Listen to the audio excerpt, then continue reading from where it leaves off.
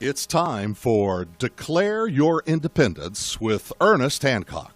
Believe me when I say we have a difficult time ahead of us. But if we are to be prepared for it, we must first shed our fear of it. I stand here without fear because I remember that I am here not because of the path that lies before me, but because of the path that lies behind me. I remember that for 100 years we have fought these machines. And after a century of war, I remember that which matters most. We are still here! Tonight, let us make them remember we are not afraid!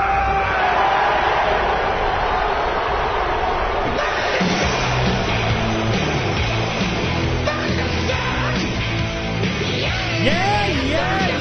No fear! Here Independence with me, Ernest Hancock, from the Sonora Desert west of Phoenix, Arizona, out in the middle of. Well, we're like building. I haven't updated Sibel on that. We're going to be talking with Sibel Edmonds. Now, Sibel Edmonds, I'll tell you how it is that we know each other, and I will give a little bit of bio, and I'm going to have her fill in the blanks. Her father, I think, was Azerbaijan. They lived in Azerbaijan, they lived in Turkey, they lived in Iran. Now, Sibel speaks Farsi. You know, she also speaks, let's see here, let's take a look here. Let's see, Azerbaijani, English, Dari, which is Afghanistan, Farsi, Turkish. So when 9/11 happened in, September 11th, 2001, when that happened, Sibel has, skills. Oh, I will, my new America country, be American. I will help. I wish to apply to, how can I be of service? Well, they go, well, get your butt on in here. We got a place for you to go and sit and listen to people speaking whatever various language. You can tell us who the bad guys are or something, right? So she discovers a lot of stuff. There's a lot of hidden things going on. There was congressmen working with whatever, and the bad guys, and being bad guys being bad. And this group that I'm in is being run by bad guys that pay a bunch of money to people that don't know what they're doing. Come on, what the crap? It's like the government, man. So she came up across, what she thought she was serving, what she thought she was doing, what she thought was going to be an addition to her new community of America was not what she thought. And who do you complain to? Well, whistleblowing this, you'd get an advocate from the Department of Justice or FBI or CIA or whatever, it's kind of going through, man, Sibel, you're doing it wrong. You're like, advocating we're supposed to be doing it the way we're supposed to be doing it, and that's not what we're doing. So she eventually writes a book, Classified Woman, the Sibel Edmonds story. And it was fascinating at the time. Now, keep in mind, this is back in, 10, 15 years ago. And we were talking with Sibel and her journey through this and doing a lot of shows and so on. Well, then she kind of went silent. She went dark. She's like, man, I'm just getting my mind right and kind of doesn't, man, it's broken and there ain't no fixing it. Okay? So then she comes back. I just go to Donna last week or so, and I said, I don't know why I didn't think of it. All this Iran stuff going on. What the crap? We should be talking to Sibel. See if you can get hold of her. Well, Donna, did her Donna thing, get Sibel, and now she's on going to explain it to us. And I don't know how long you got, but I'm willing to go until you're boring or bored, Sibel. So, just saying. So this is what I want you to do is correct anything that I said was wrong, fill in the blanks, and your motivation for coming out and help America, and what you discovered, what you exposed, how you were treated, why you went dark for a while, and you're back as we're at war with freaking Iran, and we'll talk about that a little bit. But from a been there, done that, knows inside the intelligence community how it works perspective. So Sibel Edmonds supplies us with a unique view of how this works. So Where do you want to start, Sibel? First of all, so good to be back. You and I go back to, I don't know, way back when. You pretty much covered it, Ernie. I blew the whistle in 2002, so it's been 24 years. Can you believe it? Yeah. I know it blows my mind. We were well. young back then. I mean, at the time I was 31, and I blew the whistle, and it was not going directly to the newspapers, becoming public with my information. I have a master's degree. One of my master's degrees is a public policy. And when I ended up with the FBI, which would be right 2 days after 9/11, I thought I knew how things worked, how things were supposed to work based on everything that they teach us, in the academia. Right. I'm a bill. I'm just a bill. I mean, yeah. System of checks and balances, separation of powers, including all the laws that supposedly govern the process of whistleblowing if you have the highest level security clearance, which I did for the work I did with the FBI.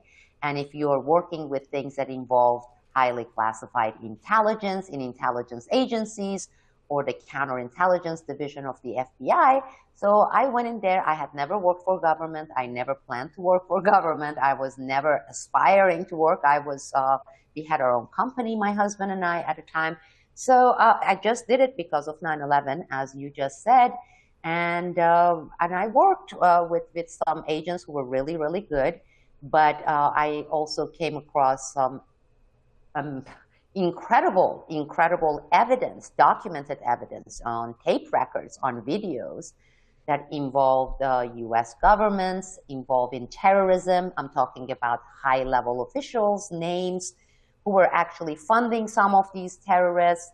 And this network, including Israelis and some Turk as well, what they were doing in terms of blackmailing people in Congress. If you remember, I exposed in 2003 the Speaker of the House, Republican Dennis Hastert, who was the longest-serving Speaker of the House. And later, in 2006, this article was published on Vanity Fair based on the interview they did, 7-page article. And I talked about how he was being blackmailed. He was receiving bribery. I also told Vanity Fair that one way of bribing him was to take him boys aged 12 to 16, who he molested and, had sex with. I'm talking about foreign influences, Israelis, Turks, and they videotaped all this stuff. And of course, Vanity Fair published 90%, but they refrained to really delving deep into the sexual blackmail against Dennis Hastert.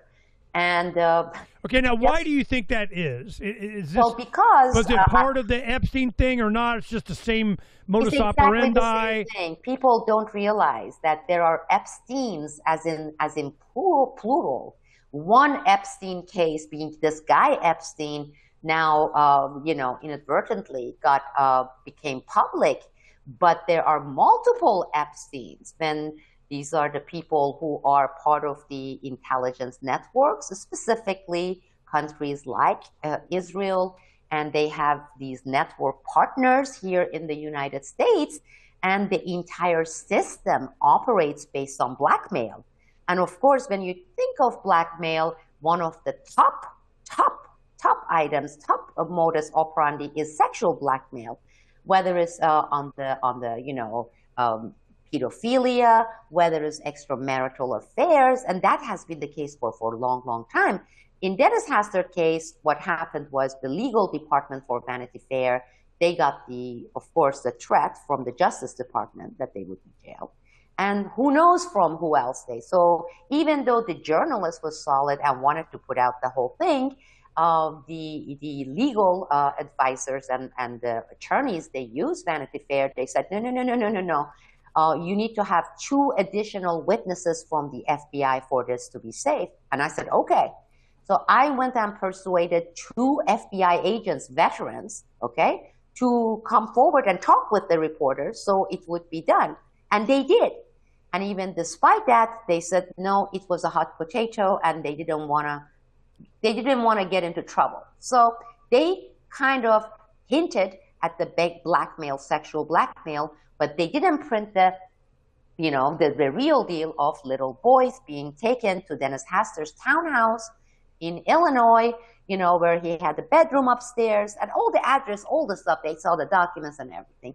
But regardless, this is very interesting because after all the cover-ups, and my case went all the way to the Supreme Court, if you remember, because the government invoked the state secrets privilege. It's like a nuclear weapons against, to gag people, okay? State secrets privilege is rarely invoked. And then they invoked it the second time when the 9/11 family members' attorneys deposed me to get my deposition on 9/11 parts of related information. And then the government, Department of Justice under Ashcroft and FBI under Director Mueller, they came out, they invoked it for the second time. They said, no, she cannot testify. Everything about this woman is classified. Then they did the same thing when I tried to publish my book. I had to fight 3 years, and they said not a single word can be published. And again, it went to court and all the legal process through attorneys. And then finally, I published it in 2012, defying them, because based on their department, FBI, is called pre-publication review for people with high secret, top secret clearance, nothing could be published in this book. Even like the title of the book, they blacked it out and sent it to my attorneys. So I said, no, I'm going to go ahead and publish because I know that I'm not going to divulge anything that in any way hurts real intelligence gathering methods or the still active cases with informants. Oh, of course I wouldn't do that. I didn't need to do that. But what I did 2 years after I wrote the first book, Classified Woman, in 2014, I published a fiction called The Lone Gladio, because my case is part of what they call Operation Gladio. We call it Operation Gladio 2.0, Operation Gladio B. And for the fiction books, even if you have the highest top security clearance, all sorts of gag orders, if you write a fiction book and make the places and the names fictional, you don't have to, as an author, submit it for pre-pub review or get permission from anybody, right? So I had to write this fiction in order to tell the truth. And my fiction book tells everything practically. That's why now, your book on Gladio, I remember this was that, it had some link to Italy? Was that one of them? That was you're absolutely right. That's the original Operation Gladio immediately post-World War II. It was the CIA and NATO establishing this to stay behind intelligence and army units in Europe, mainly in Italy, but the hub of it being Turkey because of its geographic position, and also Belgium, but of course. And what they did was, this group, in order to prevent popularity for communism, this is during the Cold War, this is during the Soviet Union, they themselves would be American CIA and some NATO and some, hired operatives coming from like some ultra-nationalist segments in Italy, in Turkey, and they would, this is us, like, the Western people, they would create all these major terror events, like the Bologna terror event, Bologna train station, where, dozens of people got killed, several dozens got injured, but then they would blame it on the communists, on the Soviet Union, saying that, yeah, these are the Red Army, this is the communists who are doing it, in order to garner support from the public in Europe, from Italians, from Turks, from Germans, say, see, these bad guys are operating against us, therefore you need to really be loyal to NATO and the national security, apparatus and all that stuff.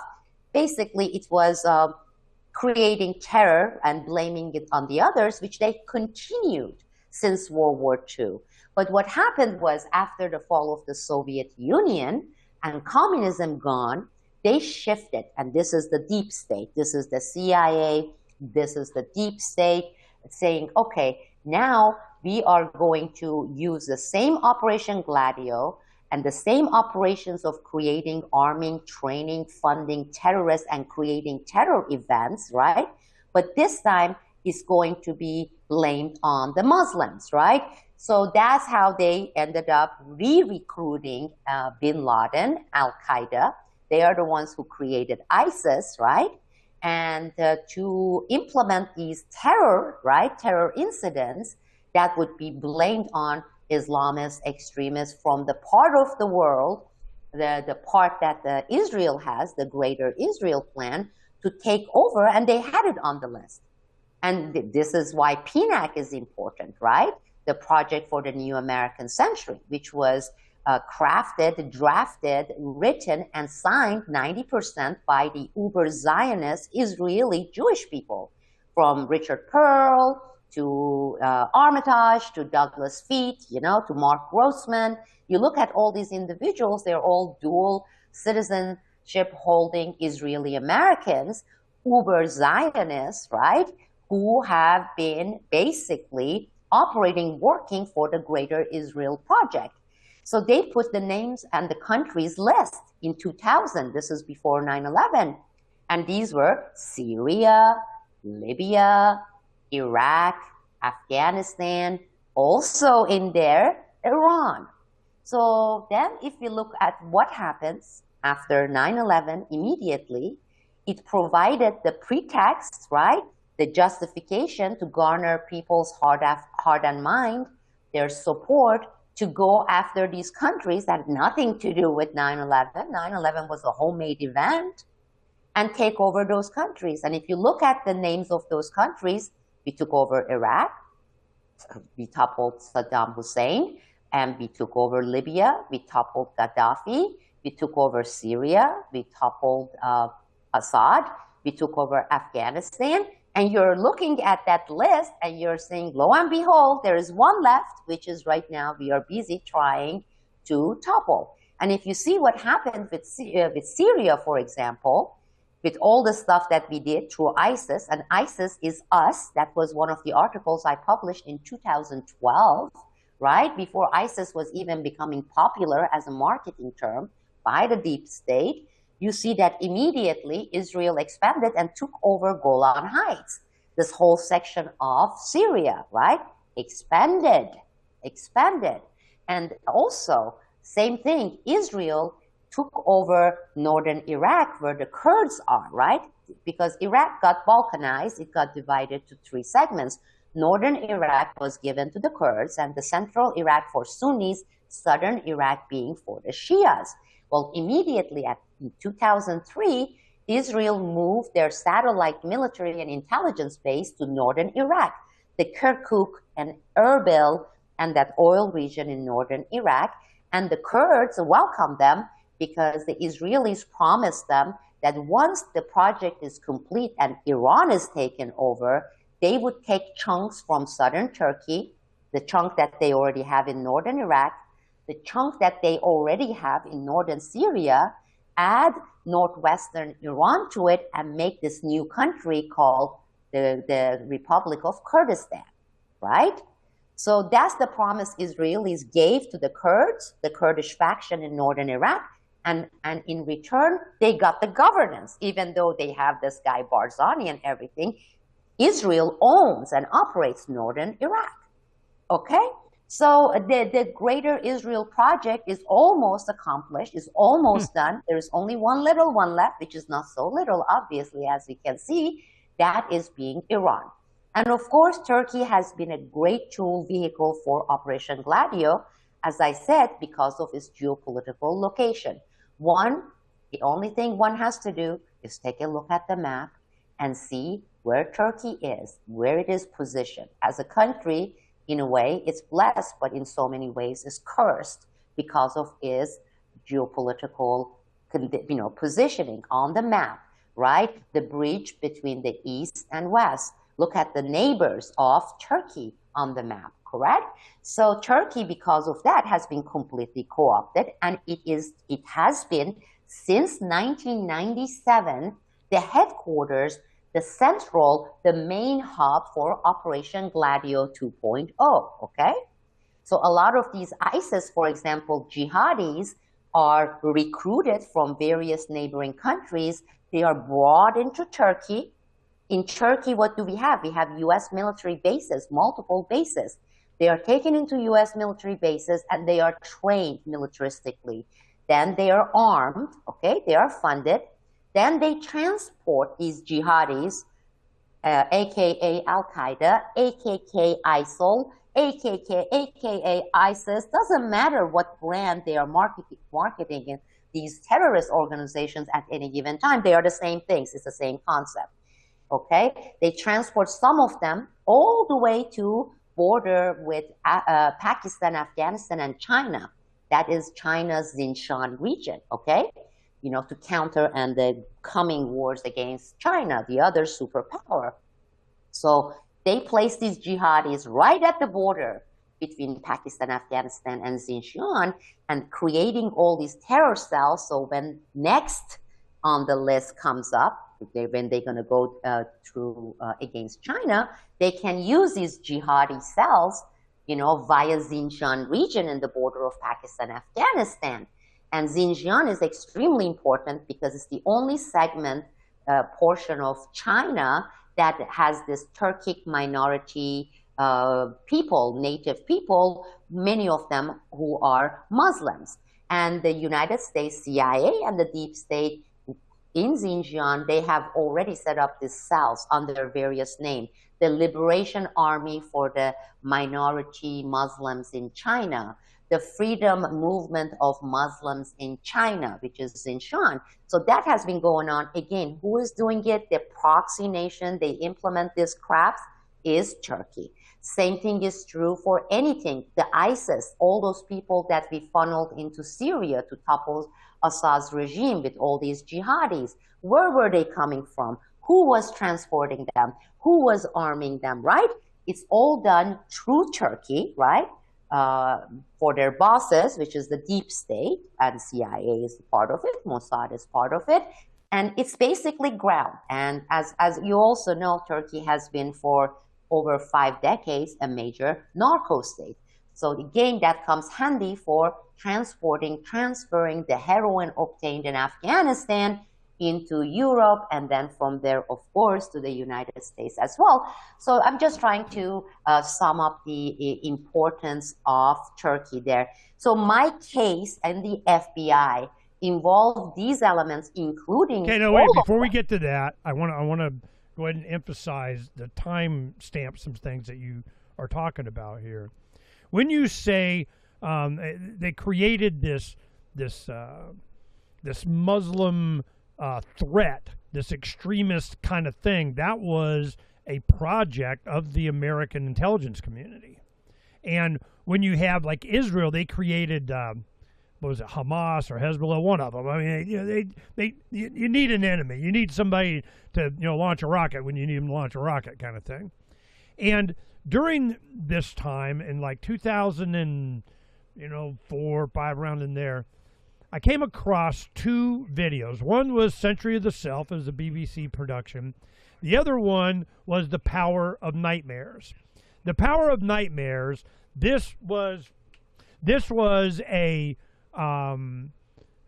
film that was a 4-part series. I think it was like 3-4 hours, and it was just how they radicalized and intentionally created an enemy of exactly what you were talking about.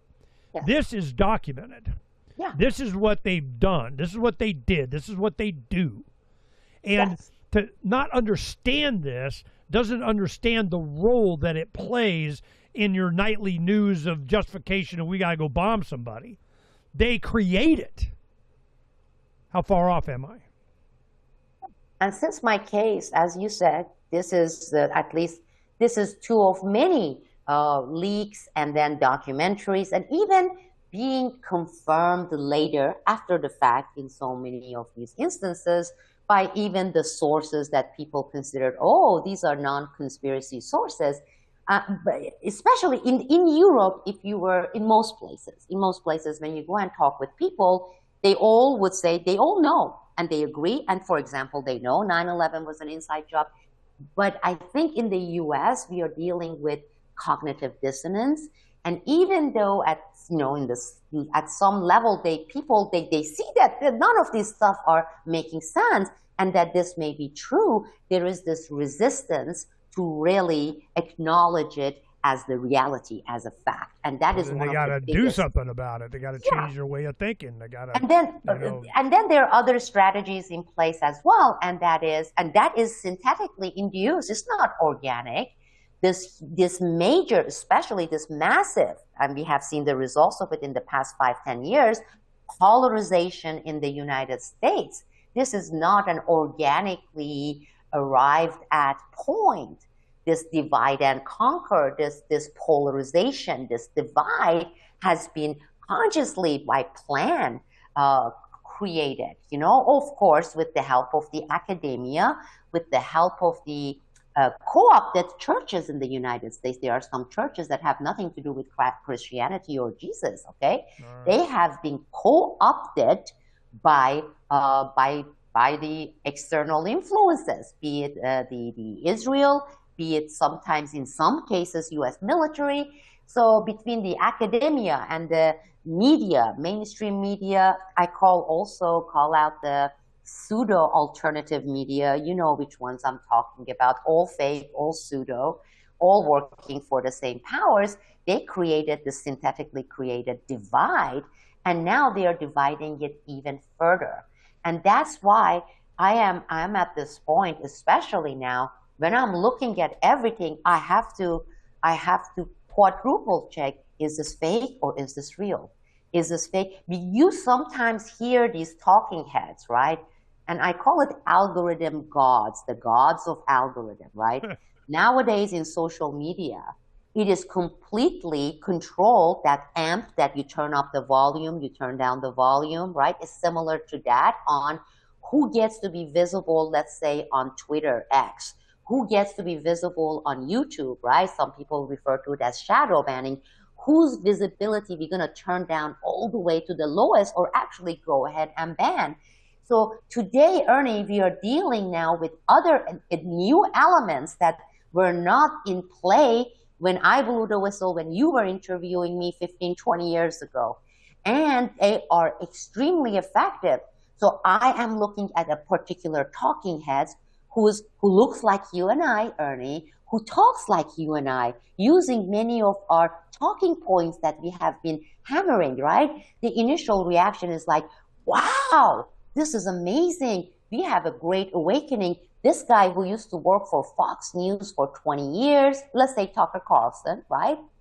Let's say Tucker Carlson, he wakes up one day and says, I was possessed first by a demon, and then there was a fight between demon and some Jesus character, and then I saw the light and I got converted.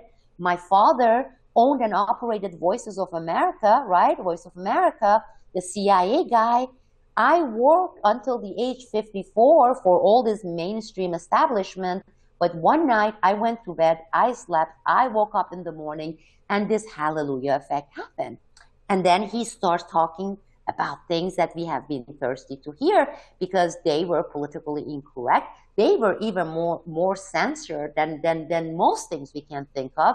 And I found myself initially too, I'm like, wow, maybe after all, we are facing these true miracles, because if people like Tucker Carlson wakes up and does this, right?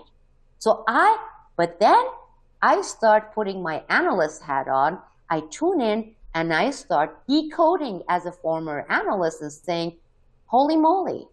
You know, in Christianity, they talk about Corinthians. Are you familiar with Corinthians? No.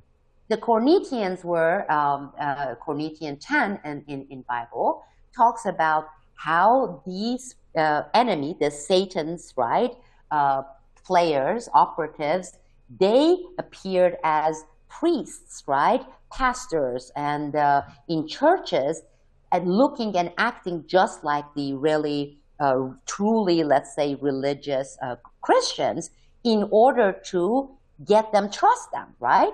It's a very simple concept, especially with more information out there. If you want to influence people, and if you go and you say the same thing government had been saying for decades and mainstream media, that doesn't wash anymore, right? how do you get to earn the trust of a lot of people, right? You have to tell them what they want to hear. They're like, yeah, he's telling the truth. But the way you do it, the kinds of other things you added is part of the PSYOP, psychological operation. And then you look at people saying 1/10 of that being banned, yet these people overnight, every night, they gain 200,000. And again, these numbers are not organic. And then you start delving on, into this, and you realize that whatever you and I were dealing with and the people, Ernie, 20 years ago, multiply that by millions. Add to that the AI element where nobody can tell, nobody, I mean, even the smartest, the savviest of all, what is real, what is fake, what is illusion, what is this? I mean, it's mind-boggling. And for me, because I had this 5 years that I was totally MIA, and that's not because I decided I was just going to go away. It was, I was married for 31 years, and my husband was my best friend, my partner, my soulmate. He was far more than my husband to me. And we were together 24/7. We worked together as well. Right in the middle of all the COVID stuff, he was very healthy. And he started showing some symptoms. It took a while to get diagnosis. He was diagnosed with the worst, most progressive form of ALS, Lou Gehrig's disease. And within 6 to 9 months of that, he was paralyzed from neck down. He lost both legs, both arms, swallowing function, speaking function. But if you're familiar with ALS, you're mentally intact. Your intelligence is there. He was 148 IQ. Your emotions are intact. You can actually read, and you can use this gadget, do your taxes, but your body is completely gone. Your swallowing function, your talking functions. And this happened in the middle of COVID. So we ended up in Florida, and we couldn't even get services from hospice, right? Because of the shortage of nurses and all that. So we went through some horrific, traumatic period. And then on January 6, 2022, my husband died under the worst kind of circumstances that anybody could imagine, not due to the ALS. I'm so sorry. I can't even imagine. That is. Thank you, Ernie. Terrible. So, he had, at least they said, 1.5, 2 years life expectancy where he was at, but what they administered to him was involuntary, unauthorized euthanasia, despite the fact that my daughter at the time, 12, and we were there.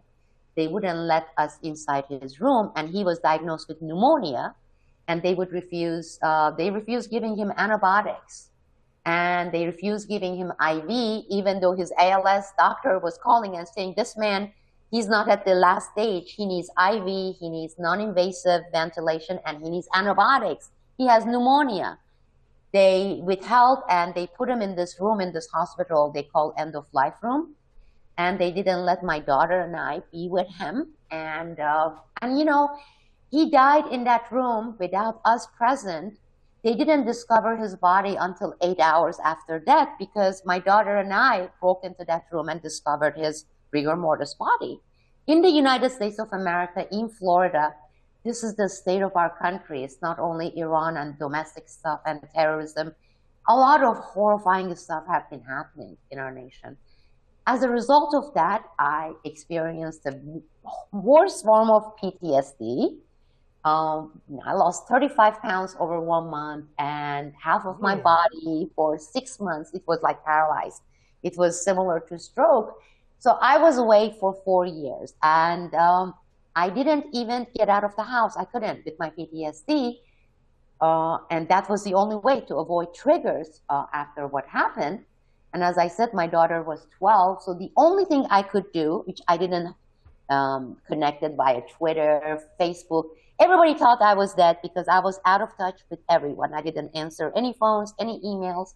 The only thing I could do, I homeschooled and took care of my daughter.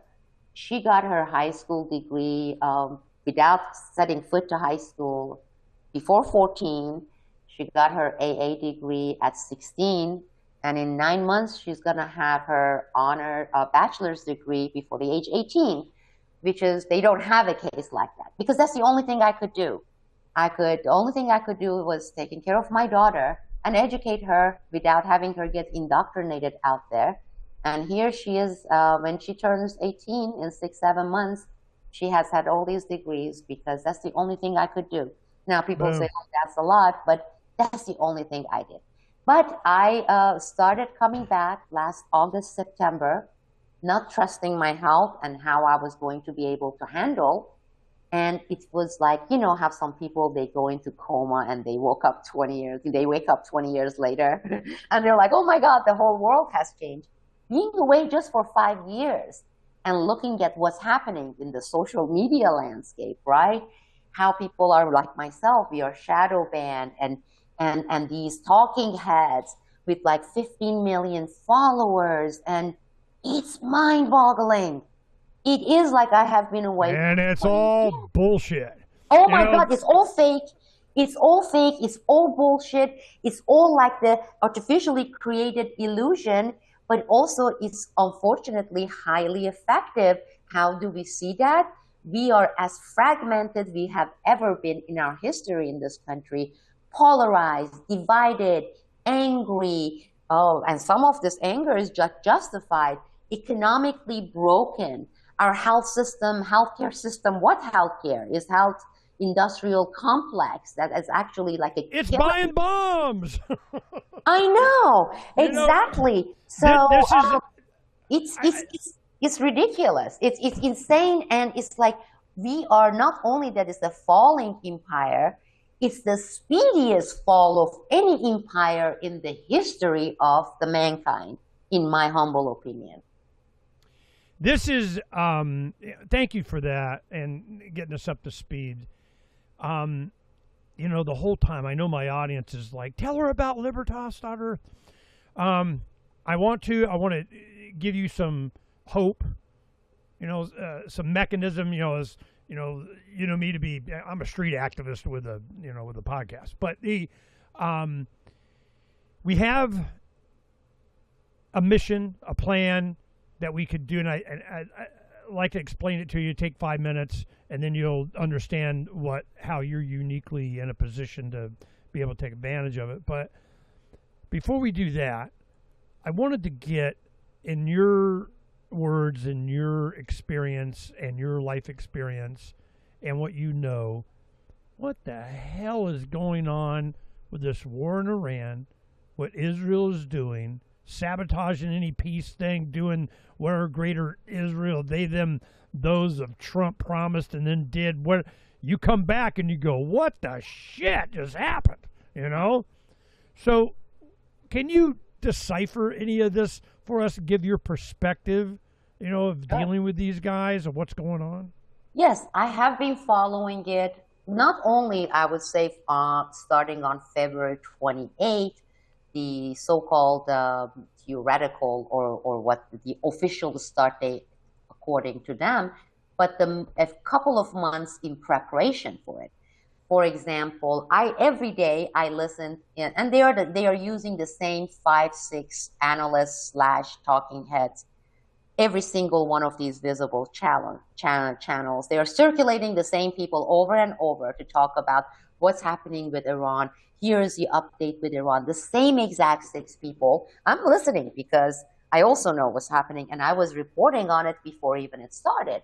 For example, if you were, and I will give your audience this homework, and look and see the first 35, whatever, it's been 36 days, this 36 days, how many of these people, whether mainstream media or alternative media, have mentioned the word for the country Turkey? Not once. It has been completely hushed. Well, Turkey is a major, neighbor with the very large or the largest border sharing with Iran. Not only that, Turkey is a NATO member country with multiple US bases and NATO base in Turkey, right? And right now at this, like today, if you look, it's the only operational functional base, right? Kuwait's base has been completely bombed, and there's no one left there. UAE, all the Gulf countries, GCCs, they're just done. They're like bases, radars, everything has been hit. We have left, right? But nothing has happened in Turkey. Now, the official story, and that is the story of the mainstream media and the US government, is what? Is Turkey said they want to stay neutral. They are trying very hard to be diplomatic channel bridge between the US, Israel, and Iran. And there's no activity in Incirlik base in Turkey, close to the border with Iran, or any of the other bases, okay? Well, that is so not true. Israel had satellite radars at the border between Turkey, on Turkish soil, and Iran for basically forever.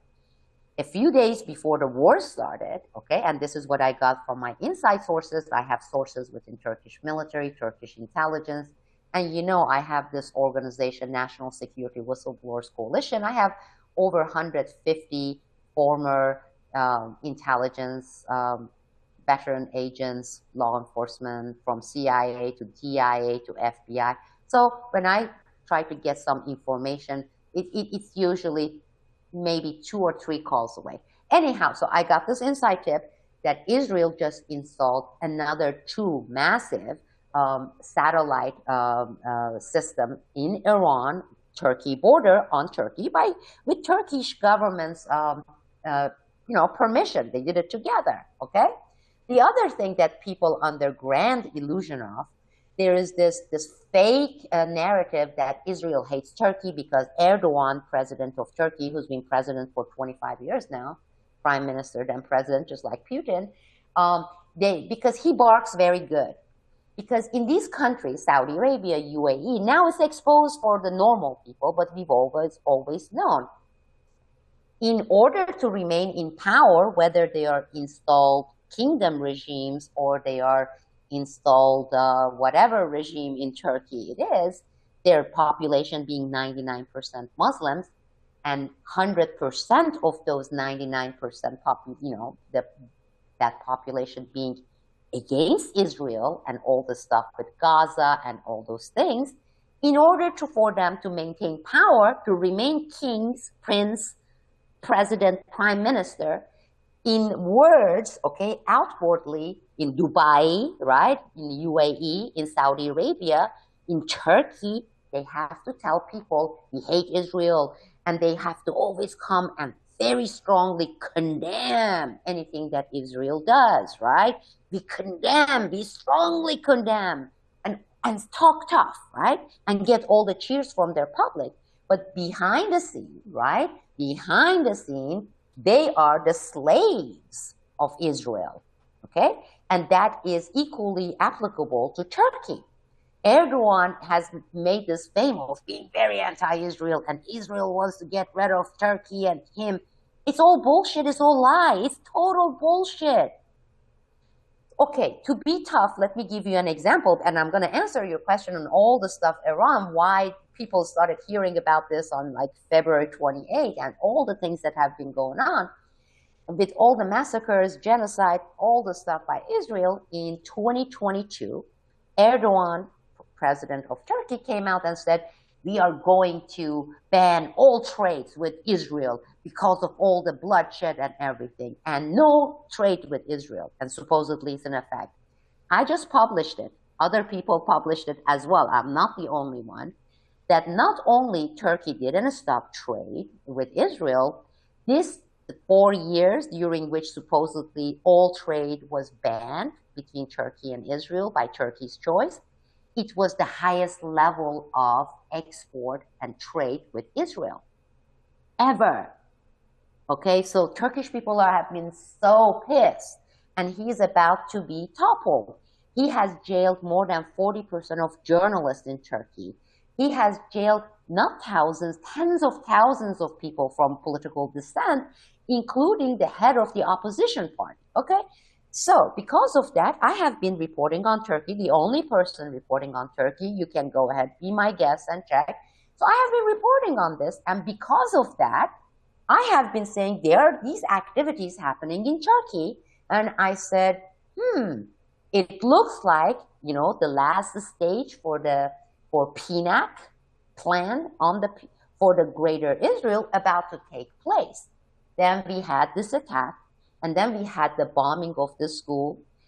Initially, the U.S. government coming and saying, no, Iranians did it to themselves. Iranian government used U.S. Tomahawk and bombed and killed 162 little girls, right, in these Minab school.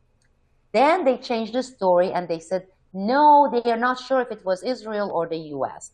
Then they changed the story and they said, no, it was the U.S., but it happened by mistake. Then from that second day, after it took place, based on information I got, that was a specific target, the school. But here is how it happened. It was not the Americans putting it in their radar and target, because they do this precise targeting before they even take off.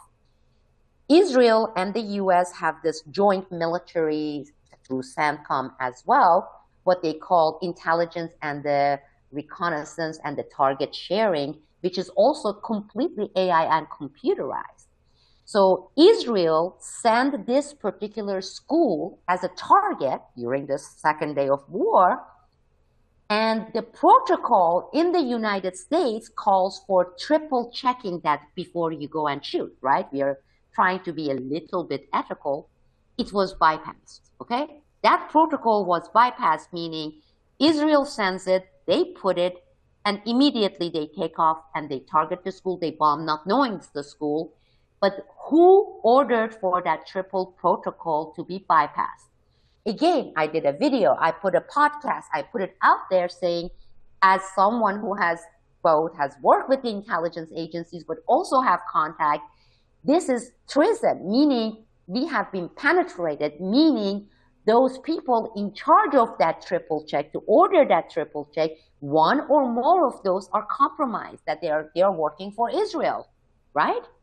So I keep reporting, and this has been already 35 days. I get completely shadow banned on YouTube. They ban me, okay, on Twitter. Well, this is the kind of revelations that you were whistleblowing back when you were involved in surveillance for war on terror, so when you were working with the government. Because nothing changes. Didn't surprise you, did it? Yeah, well, Turkey issued an arrest for me. I couldn't go back to Turkey, right? Because some of those network operatives involved Turkish intelligence, right? But they were working for the Israeli intelligence. But I was forbidden. They said there is an outstanding arrest warrant for the military tribunal under treason law against Sibel Edmonds. My husband used to go up until that point, at least twice a year, we would go to visit my family. And my family came and visited me here. So I couldn't go back to Turkey for 14 years, okay?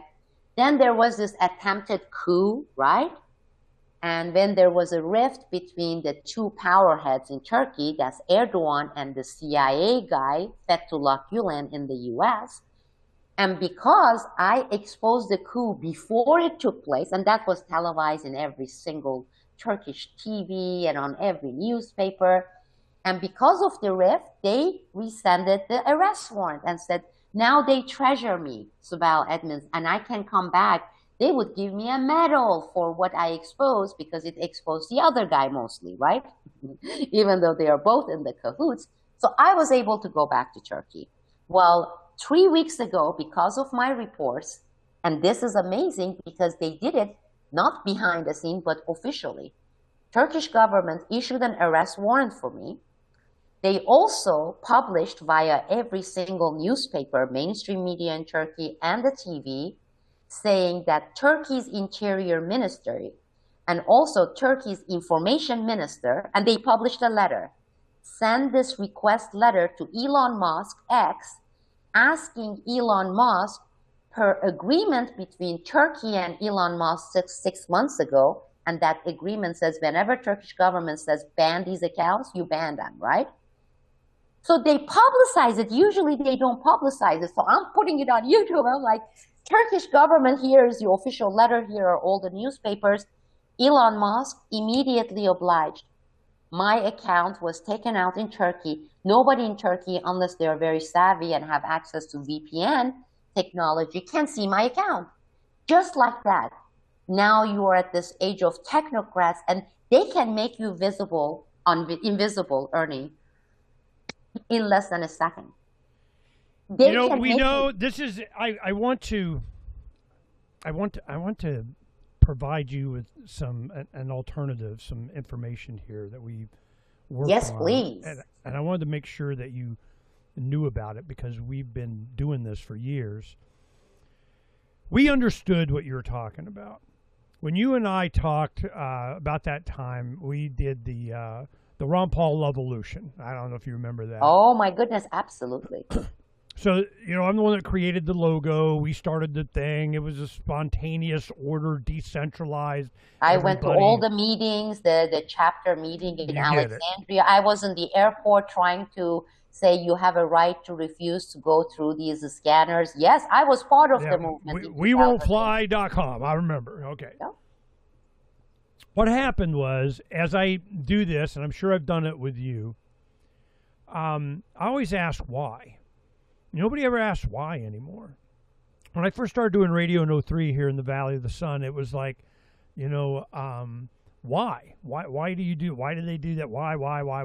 Nobody. Because ABC said that's why. I mean, really. So it was a standard. Anyone that I would interview as a new guest, why do you care? Why do you do this? And I'm sure you got grilled. And what happened was, why did you go to the U.S. government and want to help them? Why did you turn, whistleblower? Why? Well, what happened was, it was some point in their life or young, their mom, their dad, their grandparents, an uncle, a teacher, a coach, an employer, something, kind of sent them down this path of a philosophical awakening, a book, or something. And then a lot of it, certainly libertarian mindset or freedom-oriented thing. It was, I read The Road to Serfdom, or Ayn Rand, whatever. Why? What was it that sparked your interest that you even gave a crap about, self-ownership kind of thing? Well, it kept coming up. There was a video called The Philosophy of Liberty.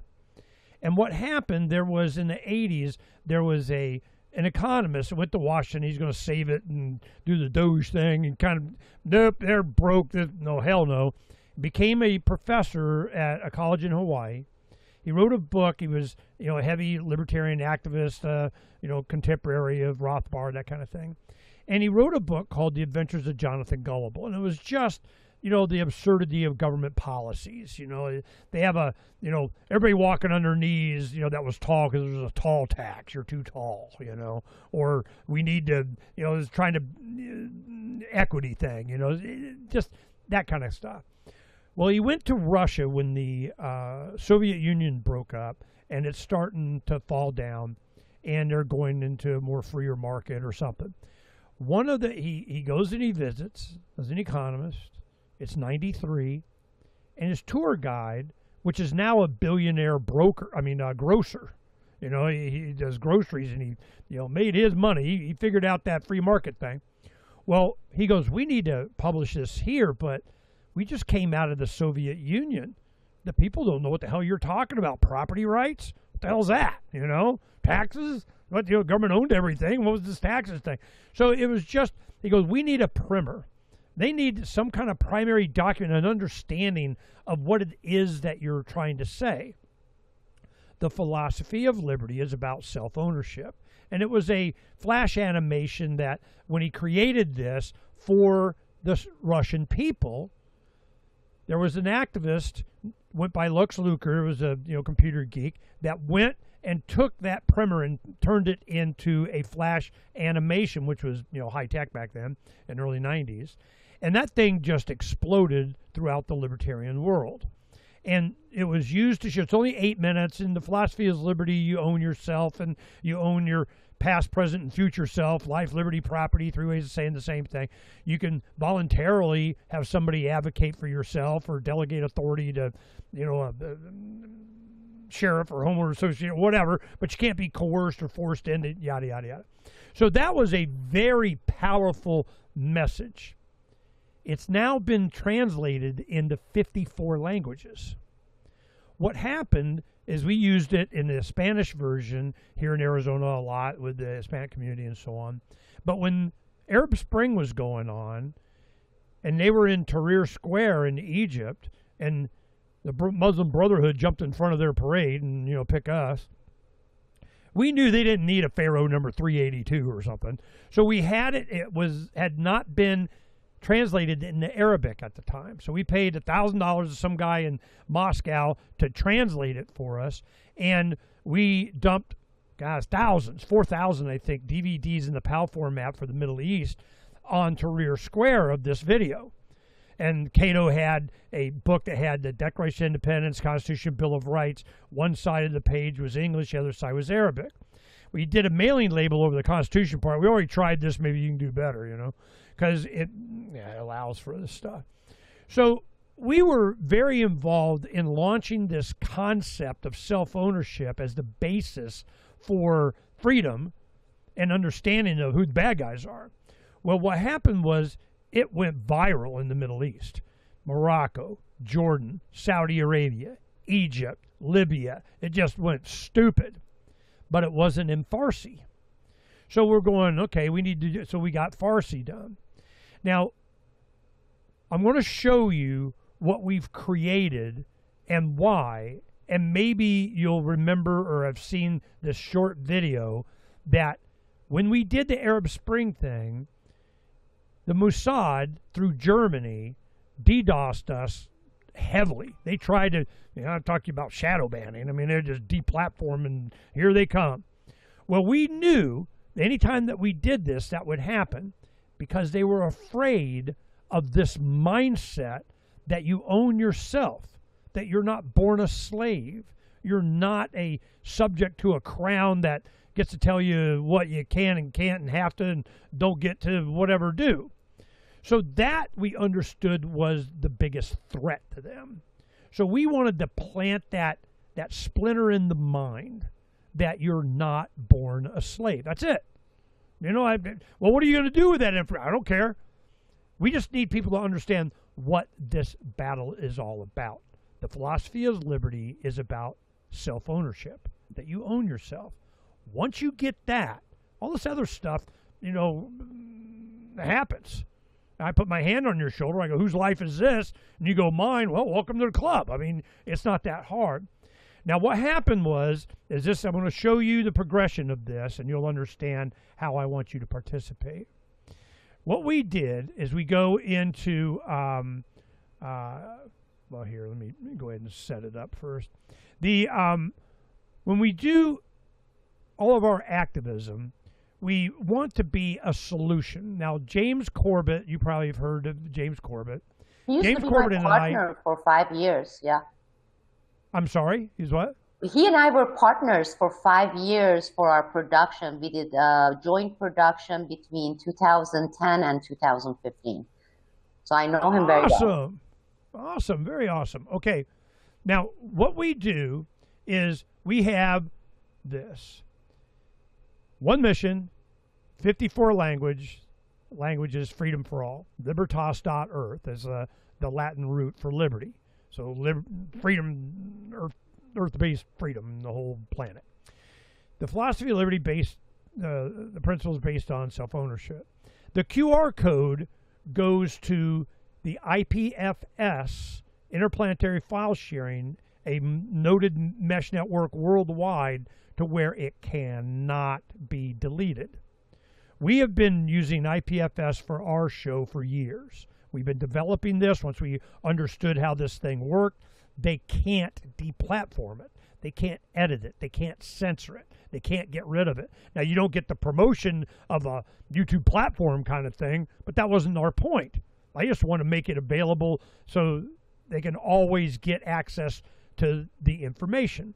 So what we did is we go, okay, We'll have IPFS version of it, and we'll put it on the other platforms. And then we featured the BitChutes because BitChute helped promote it. We just launched this like a week ago. So we've been working on it since December. We decided to do this. Now, as I scroll through this, we have, other things that we promote.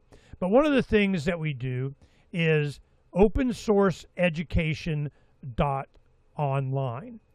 Now, when you go to this, what it is all of the deplatform stuff of James Corbett. When I knew that if James Corbett, I could get somebody to watch, just the history of what do you want to understand what's up, and you go into World War I conspiracy, how and why big oil conquered the world, and meet Bill Gates. I mean, all of this open source education, digital down. We created this for James to curate this stuff because I make use of that kind of thing. So we wanted to have a place where this, resided.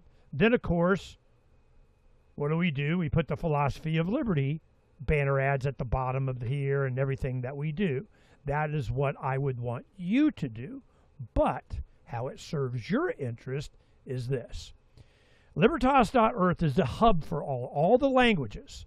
They have 54 languages, philosophy of liberty, and we go to Farsi. Boom. Now we got it. Here's a video. It's on IPFS. Can't be deleted. Okay?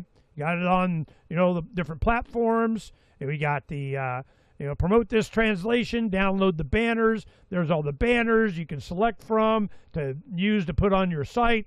And, and that's all you need to do. Boom. We love you a long time. But who do we do this with?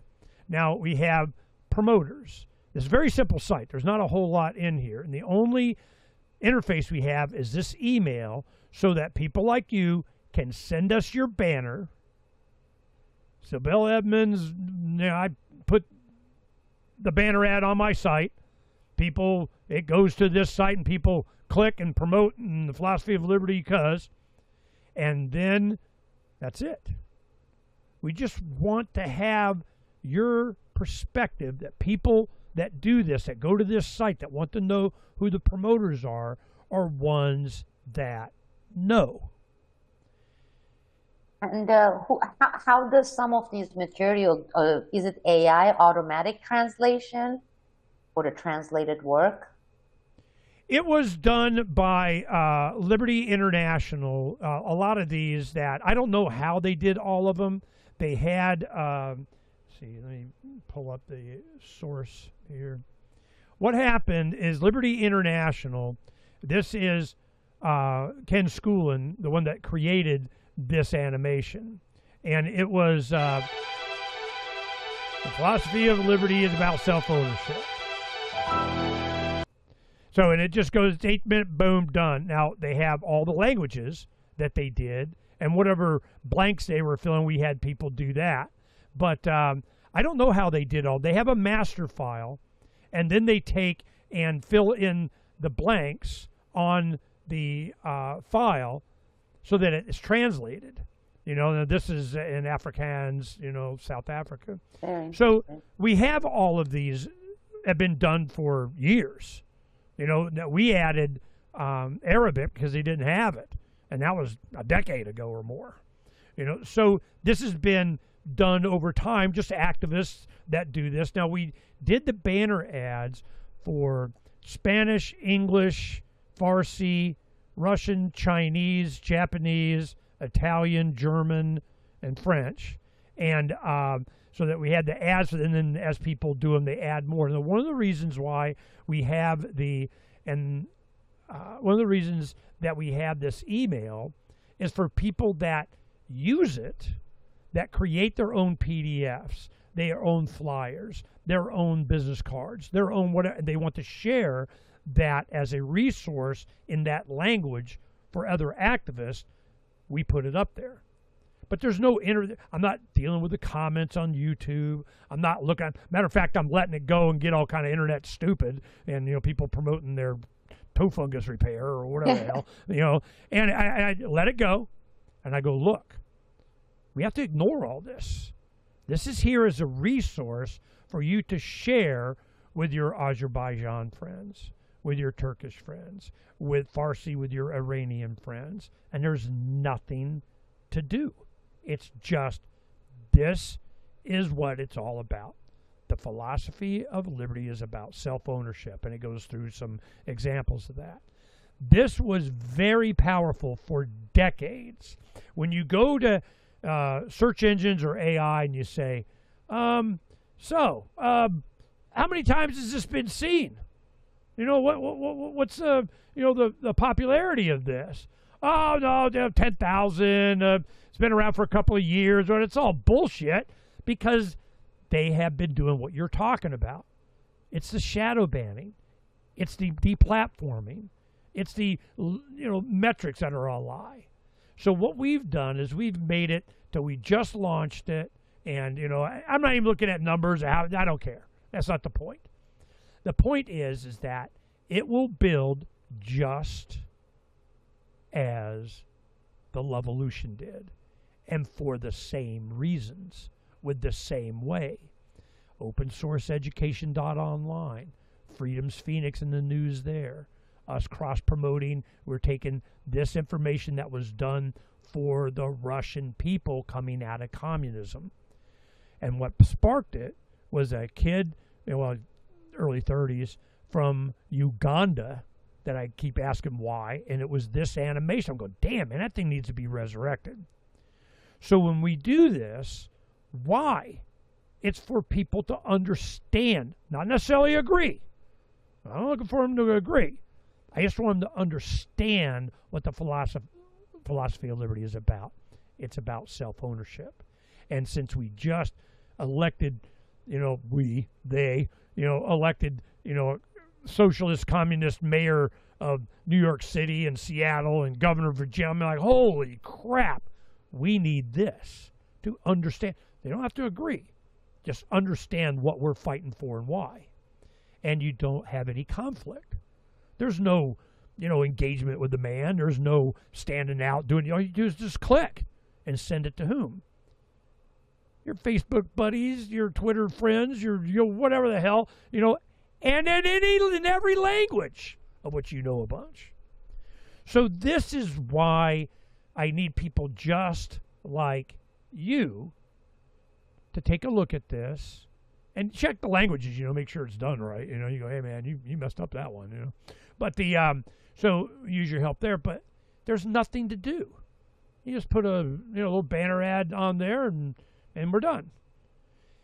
Because I don't know what else we can do. My wife and I, that's why you see in the rotation, all this occupy the land stuff, as we've moved out in the desert and insulated ourselves as much as we can from the, we're in the love bus that we did during COVID.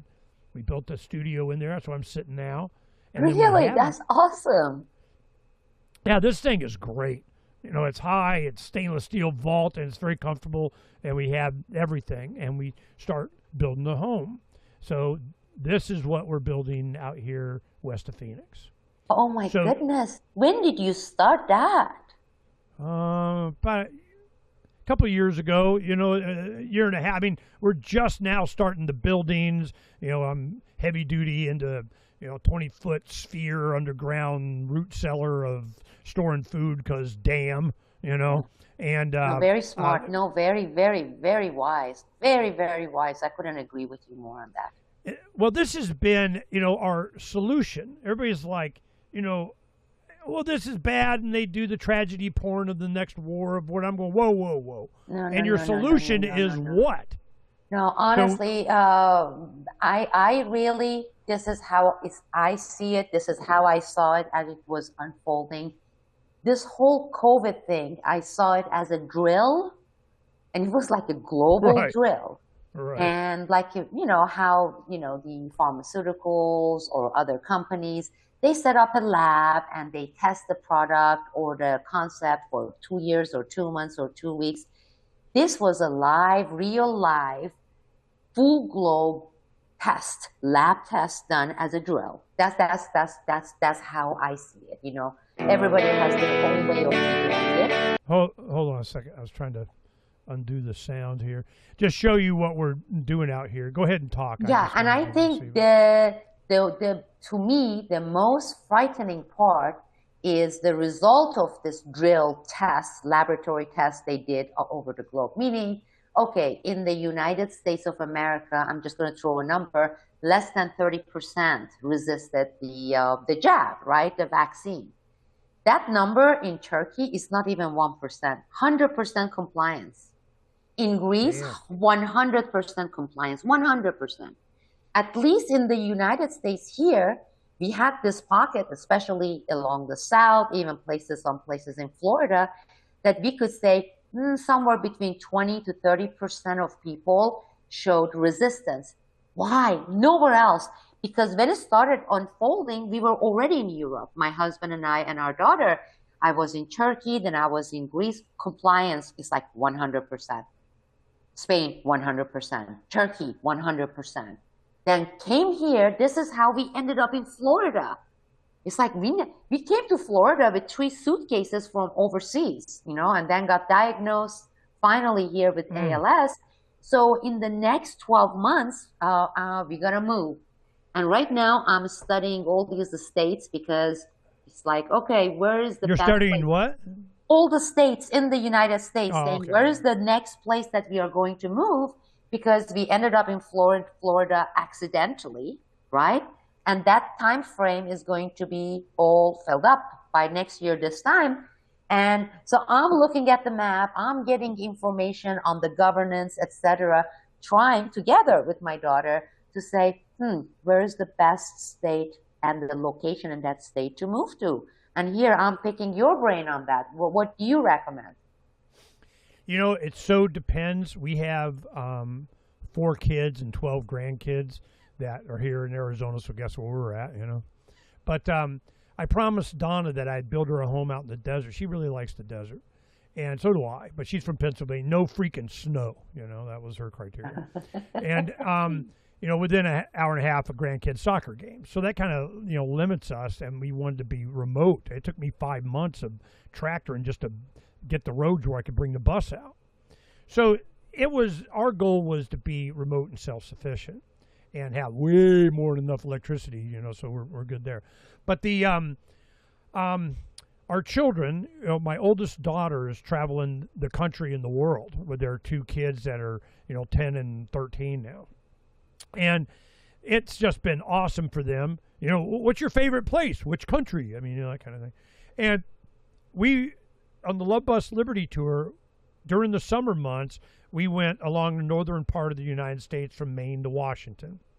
Yeah. During the winter months, we were, Key West, through Georgia, the southern part, and then we wind up the holidays with our family in Phoenix. And then we go back and forth, through Oklahoma, that kind of thing. So we've seen a lot during the winter and the summer months. Not so much, winter up north, but we did. Not so much summer in the south, but we did. So over a few years, 4 years, we went back and forth. So I got a big, giant dose of the different culture. Now, we didn't do a lot of the big cities. We usually went rural in the counties and helping people with, resistance to tyranny kind of thing. Sign everywhere, a sign on, stop wearing a mask and they're lying to you, and support first responders who say no to mandatory vaccines. Exactly. Kind of thing. So as we were doing that activism, we got to see the cultures in more rural area farming communities of Ohio instead of Cleveland, out in the farmland of Kansas and not, St. Louis. I mean, or Missouri or something. Not So the when dense you ask urban me- area that you want to be as far as possible, and I agree with that 100%. Well, when you say, where should we be? Look, I got a billion questions. Like my son-in-law, my oldest daughter, they really, really wanted seasons, rolling hills, not hardly any snow, a lake. They got resources. They could go where they want. So that's what they're kind of looking for. And then a Christian culture that, has a, good moral rule foundation of we're not all crackos. I mean, that kind of thing. Right. So they kind of looked at Kentucky, Tennessee, and then I think they kind of settled in eastern Oklahoma. They're looking at that, and and it's been over years of them going around. So it seems like eastern Oklahoma, Missouri area, Arkansas, around in there. And so they got a place that they like. They're going to Europe for a few weeks. Then they're coming back, and then they'll start really looking and see how much house and lakeside and boat buy of whatever the hell they want to do. Because they got a big, F-350 with a 5 pop-out, fifth wheel trailer of we're Hollywood going around homeschooling. They call it Road Scholar, their kids, and they have their own homeschooling fashion line and all this kind of stuff that they're promoting. He does financial services or whatever. So if you ask them, they wanted what they found in kind of eastern Oklahoma. If you ask somebody from Pennsylvania and hates the cold and shoveling, my wife, no, we're in the freaking desert. If you ask some of my other kids, right. We like the Sedona area. Matters to people too, for me, but also the mentality matters too. Like, let me give you an example. Like, I am right now looking at various areas in Tennessee. Well, that's good. And but for example, there are parts of South Carolina that is nice, but I know under no circumstances I would move to a state where people over and over, majority, elect someone like Lindsey Graham, right? And to me, a lot of people... Did they really? I mean, I don't trust elections anyway. Well, yeah, that's true too. But the mentality and the mental set. Now, this is not going to be politically correct, what I'm going to say. But, I've never had real filter because I consciously don't want filter because I'm not looking to secure a job as a diplomat, right? And I am not pandering to anyone, so I have to worry about my career and if I'm going to get contract with someone. So why in the world would I apply filter? No, not to hurt some, real human feelings. That's a different story, but sometimes truth hurts, and that's there. Because you mentioned, and I'm really, really proud of your daughter who's traveling with her family all over the world. I have always advocated for that. I have been to 52 countries, right? My husband and I, we moved to Russia and lived there for 9 months in 92. I lived in Tasmania, Australia for 9 months. We lived in New Zealand, North Island. We were there close to 7 months. So it's not like even a year. My daughter, she's from Vietnam, Ella. And I lived in Vietnam for a year and a half. And we adopted Ella when she was just newborn. She was 2 days old, okay? And having been all over the place, having such a mixed background, here is the thing I'm facing, okay? And again, I don't want it to be misunderstood. There are some areas that we go, and I'm not saying that I am averse to culture shock, but it's first of all, there are these people who have never set foot outside the United States, okay? But they don't really read, and they view anything that is exotic, anything that is different, is like, it's a terrorist, it's foreign, and it is just, I don't know, it raises flags. Yeah, Sibel, you kind of talk kind of funny. Oh, exactly. Tell me about that, bro. And you're going to just see from the looks they give, but then you get to be excluded, Here I am from the race of olives, my mother's side, all Mediterranean, Turkish, my father's side. So I'm from the olive race, she's from the Asian race. And with all the stuff we have had all over the world, it gets so suffocating getting exposed to that, what do you call it, culture. I mean, the same way you would if you were to go, or you and I, either of us, go to Afghanistan, to some tribal region in Afghanistan. That's how I feel when I go to some of these places. Everything is utterly, I don't know what to call it, but it's everything from the type of food eaten to the way they look, to the way they think or not think. I wouldn't go to Afghanistan, to those tribal regions. I respect it. I don't want to go change it for them. They're happy. But I know I could never adapt, and they would never want to adapt to me. Now, again, that may be politically incorrect. So is being in this position of having to look at that element as well. Now, when my husband was alive, right, and he, he had his military background, he had his gun, I would feel, okay, fine, anywhere. First of all, we are not extremely social in terms of social life. You have a protector. Exactly. Well, we don't have that either. Even our little pooch is a girl. So we are three girls. But that is one factor that is coloring, affecting our choice. Let me express myself on that issue. We've had this discussion. Since Trump went down the escalator, a friend of mine, a big Ron Paul supporting Republican doctor here, Scottsdale, he goes, now, Ernie, don't be a hater, but I want to do a weekly Trump report. And I'm like, hell yeah, I can say you're still voting a bunch of times. I don't care, So he comes up, oh, the other time I go, yeah. So we're always arguing. The longest shows that'll go like 6 hours of he and I yelling at each other always comes down to him talking about culture.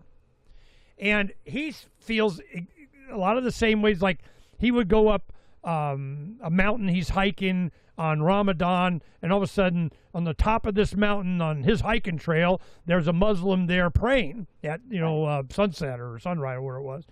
And he just felt uncomfortable. And I'm like, yeah, so what do you care? And he's like, well, it's a culture change of whatever.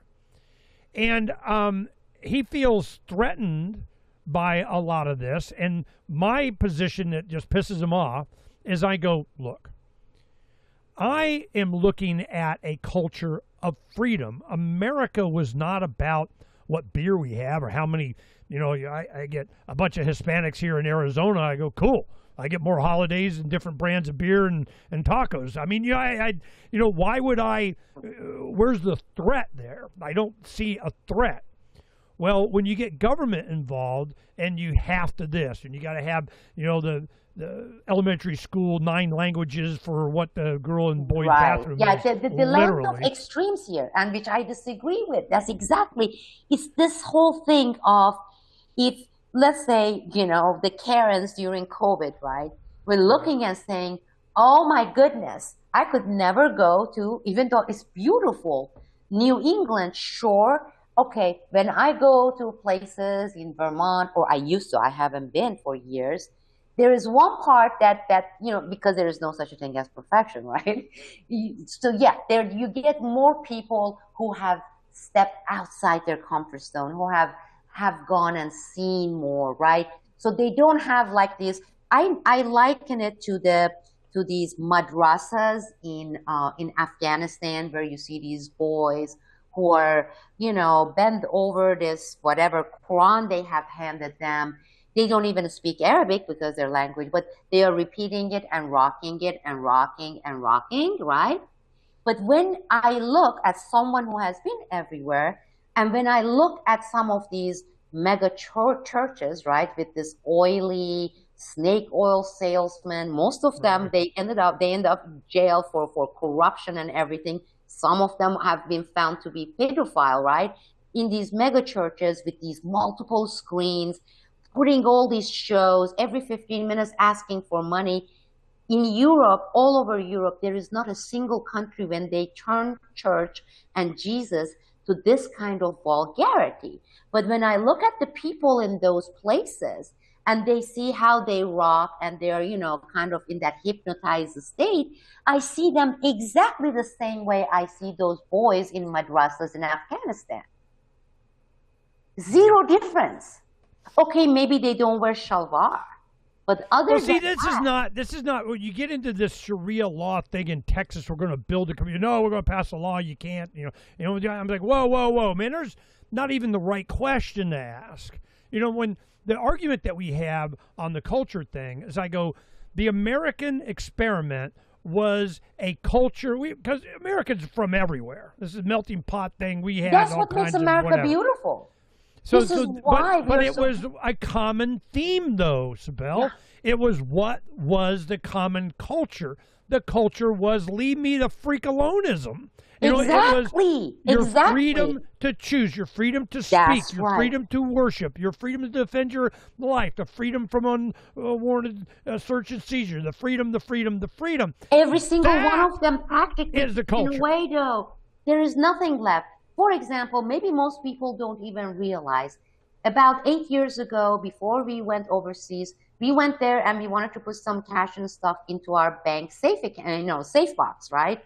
And the deposit safe box. And then as soon as we went there, they gave us a form and saying, you are not allowed to keep any cash in these. It's like, why? It's mine. I mean, why can I keep? Because during that whole Patriot acting after 9/11, they basically sneaked in that law. You're not allowed to keep cash in your safe deposit box. It's like, what? Well, it took what? Ernie, it took 18 years after 9/11 for us to realize, because they have passed so many things they put in that, which actually they had it already ready in place before 9/11. And 9/11, just like the wars, provided the pretext for them to put it out there. The same thing with the pat downs in the airport, which is basically says Fourth Amendment doesn't exist. All the state secrets privilege and bannings and all the stuff, that's the First Amendment. There is not much left of the original Constitution, the foundation of this country. And all the great things that we were proud of, and the stuff that you're mentioning, which I agree, it was by choice. I didn't come here for economic reasons because I needed to have, like some people come from countries that they don't have job opportunities or whatever, right? Mine was freedom. I came here in 1987 for freedom of speech, because when I wrote this for this inter-high school competition, this essay on freedom of speech and why journalists are being jailed, where is the freedom of, expression and journalism, I almost got arrested. My father was called into school saying, make sure she can't submit this, because then you're going to go in jail as well. So I made a conscious decision saying, what country was that? This is Turkey, NATO member, okay? Mm-hmm. This is Turkey. And it's still, right now they're throwing them in jail, journalists right and left. And that's the crossroads. We're about to do that, right? And they don't even have to show justification. They can say the reason we are putting you in jail, Ernie, is the reason itself is classified. Well, they won with that. In my case, they don't have to justify the reason to the judges, because judge, you don't have security secret clearance high enough to even hear the justification. The reason alone is very classified, so we can't explain why we want you to gag her. And the judge said, oh my goodness, if I'm going to look at this woman and the United States of America's government, right? The Attorney General says that, and the judge's exact verbatim ruling said, I'm going to rule for the government, because who am I to argue against the United States Justice Department when they say this is a must for national security and classification purposes? There goes your separation of power. So it doesn't exist. And there are so many people still to this day in the United States, unless something has happened to them, unless somehow they have direct firsthand experience, they don't believe that all these things have been taken away. Even when they have access to your show and they listen to mine, they may on the surface like, yeah, this is terrible, but 2 minutes later they forget it, Ernie, because they think, well, that will never happen to me. It won't happen to me. Come on, look at her with her funny accent and olive race. Look at that one. And Ernie, he's a conspiracy theorist. Probably he's wearing the whatever tinfoil hat. They come with this conspiracy theories, this woman, that guy. So that never will happen to me. But then it happens to them. And then you see how quickly they're out there saying, what the heck?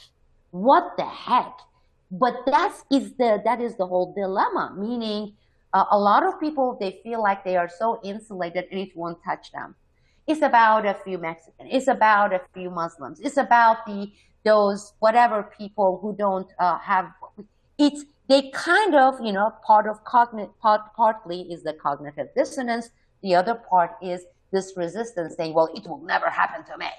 Those things happen to other people. Well, when they come for you, then there's not going to be anyone. We've done a lot of street activists, man. We do a lot of this stuff. I'll show you this. I don't know if you knew about this. When they did the Office of Total Information Awareness, I thought it was a joke, and it wasn't. They had this, all-seeing eye on the earth kind of thing, and I go, we got to let people know. So we did these trash can flyers, and it was like, yep, the Office of Total Information Awareness came by, and we went through your trash, and we don't know whatever. And what we did is we created a template, for people to be able to do this. Let me see if I can pull it up here. Yep, there it goes. Okay, so this was the template. Anybody could print it. As a PDF of them being able to make this and put numbers on it. And then you get down to where we had phone numbers. Yeah, here they are. These phone numbers, you have received your let's see. As a result of this visit, we went through your trash. Feel safer knowing that your government is doing all it can to protect you. You are considered a person of interest and may be subject to monitoring, media attention, or be assigned an unmanned aerial surveillance vehicle. You are under arrest. This part. It says, have you received your mandatory vaccination? Right. And we had ones about, God. Your CBDC and your gun registration, all kinds of crap. And then we put phone numbers up there. Well, each one of these numbers, you'll see the two different flyers, the two up, and we cut them.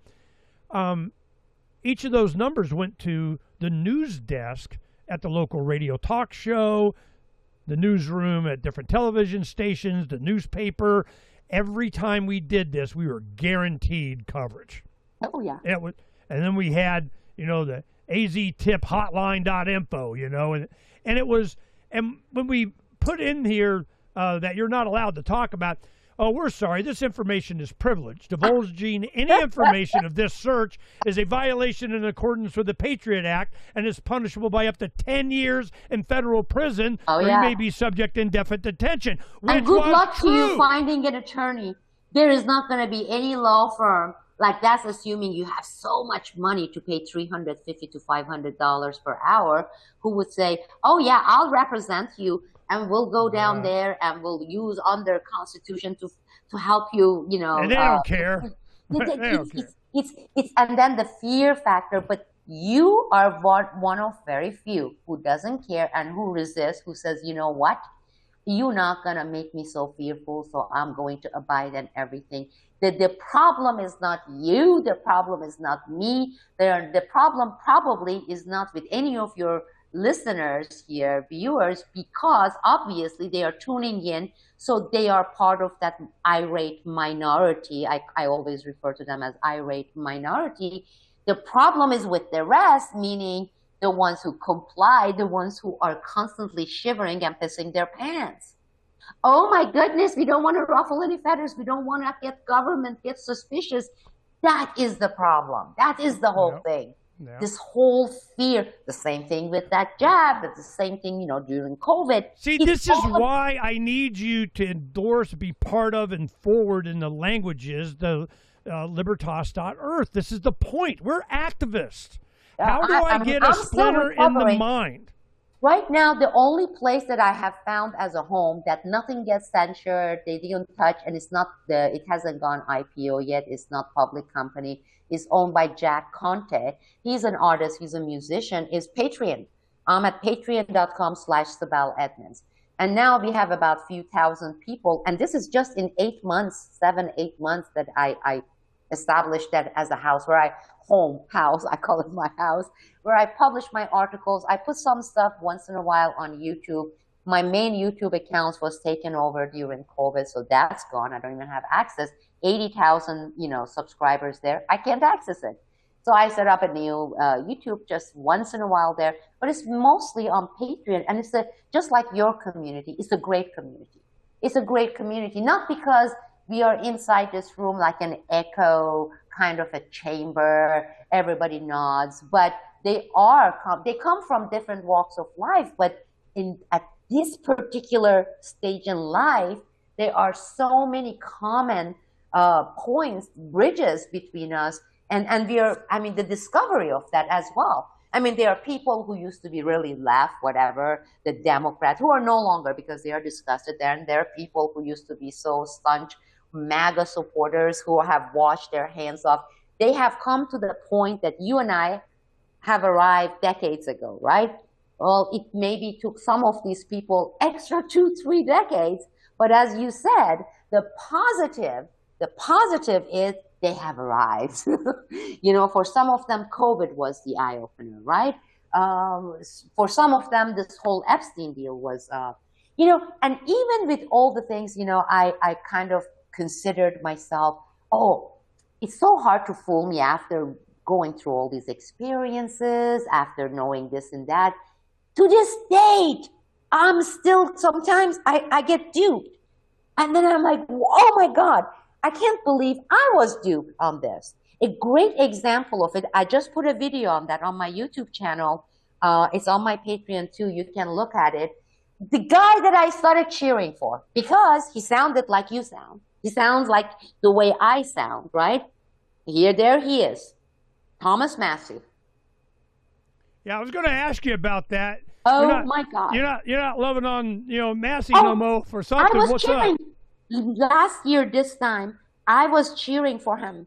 I was saying right now in the Congress, because you know how they are, people are bad. I'm like, thank God for the voice of sanity.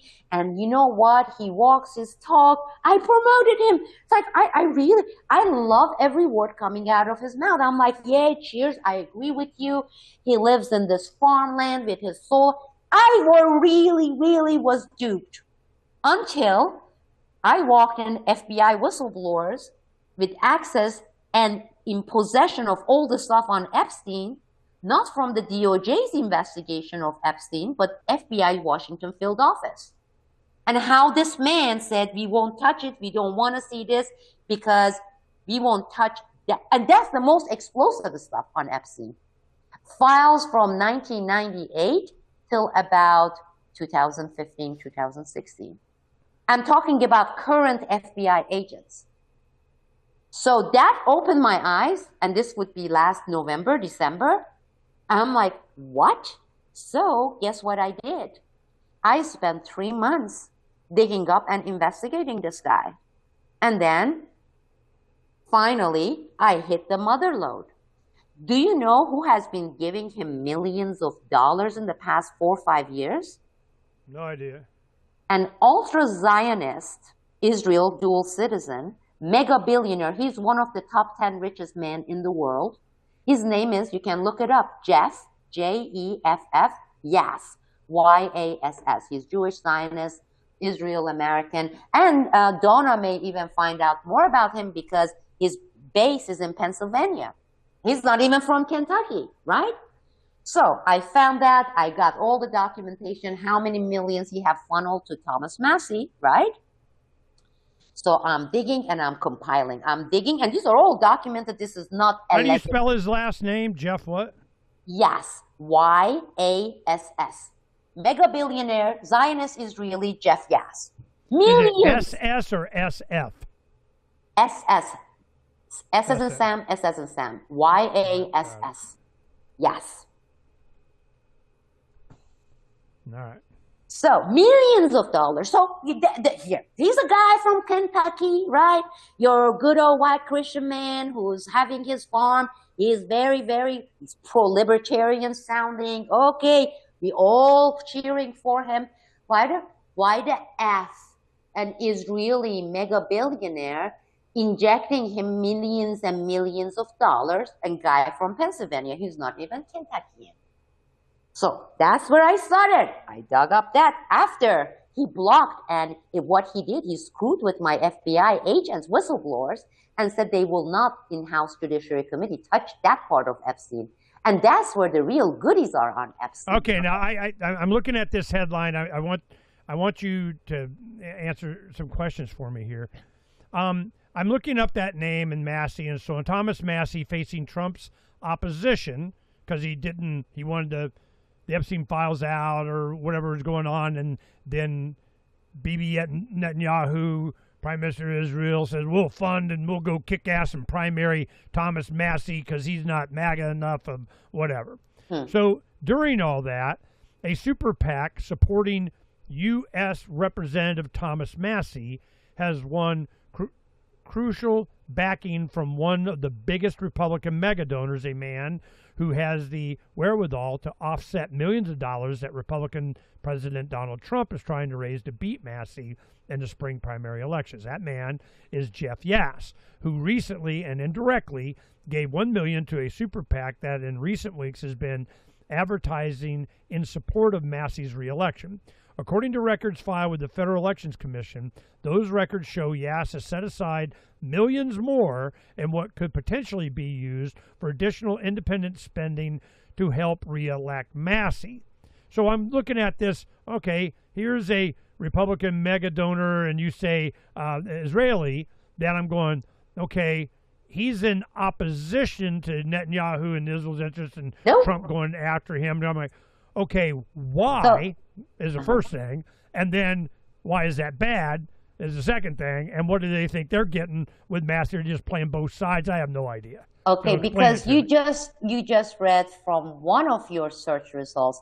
Now put Jeff Yass and then put Israel, Zionism, and Iran war, and see hundreds and hundreds of millions of dollars he has been giving for the expansion of the illegal settlements in Israel. He has been giving for the lobby for getting the administration, and even the one before, for war against Iran. And do you know this woman, Barry Weiss, CBS? No. Okay, she's the Zionist Israeli, again, another one of those. And this guy just wrote $100 million for her, and she took over CBS, okay? And her company, you start looking at Jeff Yass. Jeff Yass, let's say, when you look at the illusion, what they put, would have to be hundreds of miles, hundreds of thousands of miles away from, let's say, in words and supposed, we don't know much about practice, from people like Thomas Massie, right? And yet, as you dig, you just see more and more and more. And then the cover-up on Epstein, the one who is coming and doing such PR on Epstein behind scene, is killing all the real files and is not letting it inside the House Judiciary Committee. Then it gets further than that too, okay? Because when you started this show, we were talking about in 2008, I was part of the Ron Paul movement, Ron Paul revolution. I was every week showing up Wednesday evening for the chapters. But then there is this huge difference. It's almost night and day between Ron Paul and his son, Rand Paul, the senator from Kentucky. Okay? The senator, because I started pulling everything on Rand Paul's visit to Israel when he kissed the wall and then he kissed the wall again, his meetings and pandering to Netanyahu. And you know, while he was screaming no foreign aid to other countries, which I agree, I believe you agree as well, right? Yeah, no, it's now I got the transcript of Rand Paul in Jerusalem in front of the audience when they were saying, we will not look at you kindly. You're saying no aid to Israel. And I have the transcript. He says, no. By that, I didn't mean Israel. In fact, for Israel, it would be very little reduction over many, many years, even decades, to be implemented. I have a transcript. Okay, recorded it. They recorded it during his visit in Israel. I hate all these deep state people, and the politicians crooked. But what I hate the most is hypocrisy. What I hate the most is hypocrisy. You get popular because you're on this. See, I looked and dug everything on Ron Paul. One of the things I loved about Ron Paul, he did what he said. Ron Paul is the only representative that I know of that never took a single junket trips, domestic or international, not one. Ron Paul never went and tried to pander to AIPAC. Rand Paul has been to AIPAC pandering, asking for support, minimum of 8 times, every single one of his trips. Some of them he spoke before them. There is paternity test in order here, okay? paternity test in order here. And because I tell you what, it all started with this thing saying, I think my daddy is great, but you won't become a presidential material if you follow his footprint. I want to run for presidency, and I know it would be absolutely impossible if I did like my father did, meaning being openly saying no aid to any country, including Israel. You leave it at that, and it's in action, rather than going and saying, but I promise I won't do it to you. It will be delayed, and it will be tiny reduction. That's not Ron Paul. I understand. And you know who groomed Rand Paul? I mean, who groomed Thomas Massey?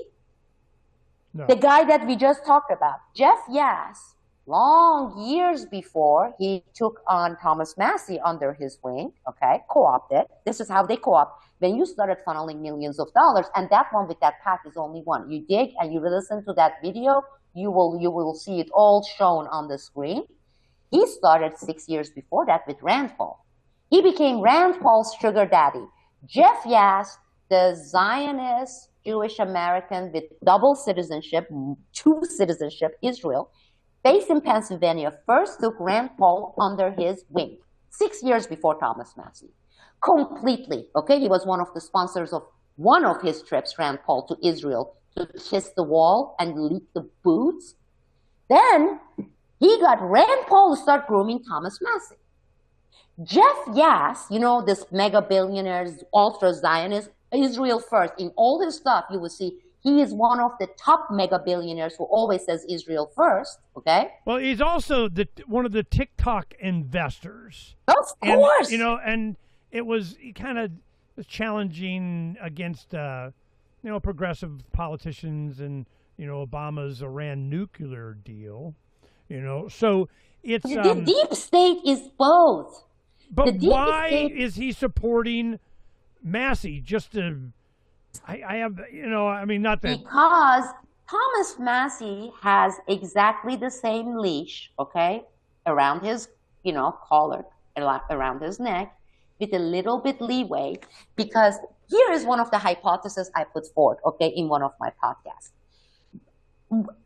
What's his name? Donald Trump sold the public who got so sick and tired, rightfully so, of this ultra-left, this with the Soros and the same mega billionaires, the woke stuff, the riots, the Antifa, the thuggery, they co-opted the left, right, completely. It doesn't even have anything to do with liberalism. It doesn't even have a name. It's thuggery, right? What does it that for every action you have reaction? So then you get this massive fight on the other side, disgusted, rightfully so. We all want to throw up. We want to just say, we want to burn these despicable people, whether it's Biden, Obama, Clinton, all of those, right? And the Soros money that goes into that, okay? And the Trump guy, with all his cabal, it's not only Trump, his entire circle around Trump. It's not only Trump. It's all of them, whether it's Hexat, whether it's Rubio, they're all part of the same cabal. What did they do? Because it's all about psychology. It's all about marketing, right? It's marketing. It's a matter of free market, the law of supply and demand, Ernie. They knew exactly what people wanted to hear. And that's exactly what he told them in a very simple language. So many of those people who go to these mega churches who cannot spell and pronounce, they can actually understand. We don't like them because they are bad men. Okay? That you have simplified enough for this mongrel crowd to understand and say, oh yeah, he's like me, a simple man, and he's saying, we're going to make America great again. Who wouldn't want that, right? They gave them exactly any marketing company would phrase in words and say, know your audience, don't use any big words, and say these bullet points. And they all did, and he got elected. What has he been doing? He's been doing exactly the opposite. You and I, we didn't expect any difference, right? The same thing. So now we got the good people on the right, disgusted with MAGA, not the ones with cognitive dissonance, and they are like, and I have them. They come, some of those people, in the comment section during my live show at Patreon, my website, and they say, I have now, after I voted for him and supported and I wash my hands from both parties. This is the recurring theme. And I believe the deep state has already put their new formula they're going to plug in to satisfy, because it's the free market of law of supply and demand. They want to give USA, okay, this time, someone who is neither a Republican or a Democrat, someone who's going to announce his candidacy or her candidacy based on independent, because they know, you think they don't do the market survey? That's what social media is for. They are hearing right and left. Big talking heads, Candace Owen, Tucker Carlson, they're like, heck, we hate those left Democrat people. I agree with them. Why wouldn't they? We all hate them. We hate these people who betrayed us. They did exactly the same shit and they screwed us, right? They went back on all the stuff, draining the swamp. He quadrupled the creatures in the swamp. His son-in-law, Jared Kushner, I mean, if I were to publish, it would be 4 episodes, each one 2 hours. And the island he purchased in Albania, the Sazan Island, that aside, so you have a lot of people defecting from Republicans, from Democrats. They are all disillusioned. The market, the free market says, this is a good time to give them the independent candidate. Not Republican, not approved by Democrats. They are looking for people like, drum roll here, Thomas Massey. They've already groomed him. Tell them exactly what they want to hear now after post-MAGA. And that's exactly what he's been doing. And some of these talking heads, that algorithm gods, they're giving them tens of millions of followers.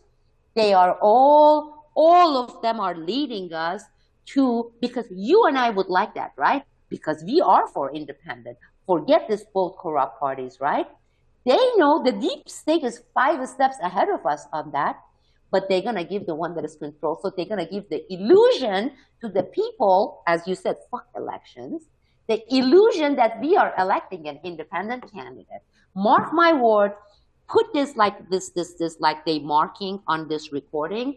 And when the time comes, which is less than 2 years from today, that most getting with the survey results and all the polling most support is going to be an independent candidate. And I'll give you some possible example. It's going to be Thomas Massey with his VP, Marjorie Taylor Greene. Okay? Right. Okay. And they have already set it up. And they're all motherfuckers. Excuse my language. They're all the same motherfuckers. And you're not going to see anything different because they are all part of the deep state. But we, the people, are being played because they know our psychology, or at least the majority. Okay, now let me ask you why, because that came up. I'll tell you how it came up. It was like turn of the year. Yeah, it was beginning of January. I remember that I was doing some research on something, and I spent a lot of time on Grok learning its incentives and why it, I mean, it's like hours of, why did you do that? Why, trying to figure out how this stuff works. And finally it got to, okay. I won't lie to you anymore, said the liar. Okay. So I was like, whatever, because it's a hallucination thing. It's just lying. And it mentioned Marjorie Taylor Greene on something. And I'm going, yeah, okay. Give me, is there any scuttlebutt out there about Thomas Massey and Marjorie Taylor Greene doing a ticket thing? It seems like that would be a thing. And, oh, no. Marjorie Taylor Greene, they're all tight with Trump and they're swapping spit, whatever. And that day, she had resigned from Congress. And I'm going, how in the hell are you saying this when all this stuff for her and Trump, she's a traitor and all and that she stuff. announced her candidacy. You heard her, right? 2 weeks ago. She says she's going to enter 2028 race as a presidential candidate. That was 2 weeks ago. No way. Oh, yeah. She announced it. Go look at it. It's on X and Let me finish my analysis, what happened. We'll talk about that. So I'm going, are you kidding me? So I had to go on the internet on my phone, and I find one of the stories, and I go, reconcile what you said with this. She's resigned from, well, I drilled down, because this is what I always do. How is it that you didn't know? Why you lying bitch? I mean, I just being a butthead would help me help you not be such a liar. So what happened was, Grok goes, well, all of that information that was there that I see was put in the category of not true, hoax, misinformation, or whatever, because garbage in, garbage out, that kind of thing.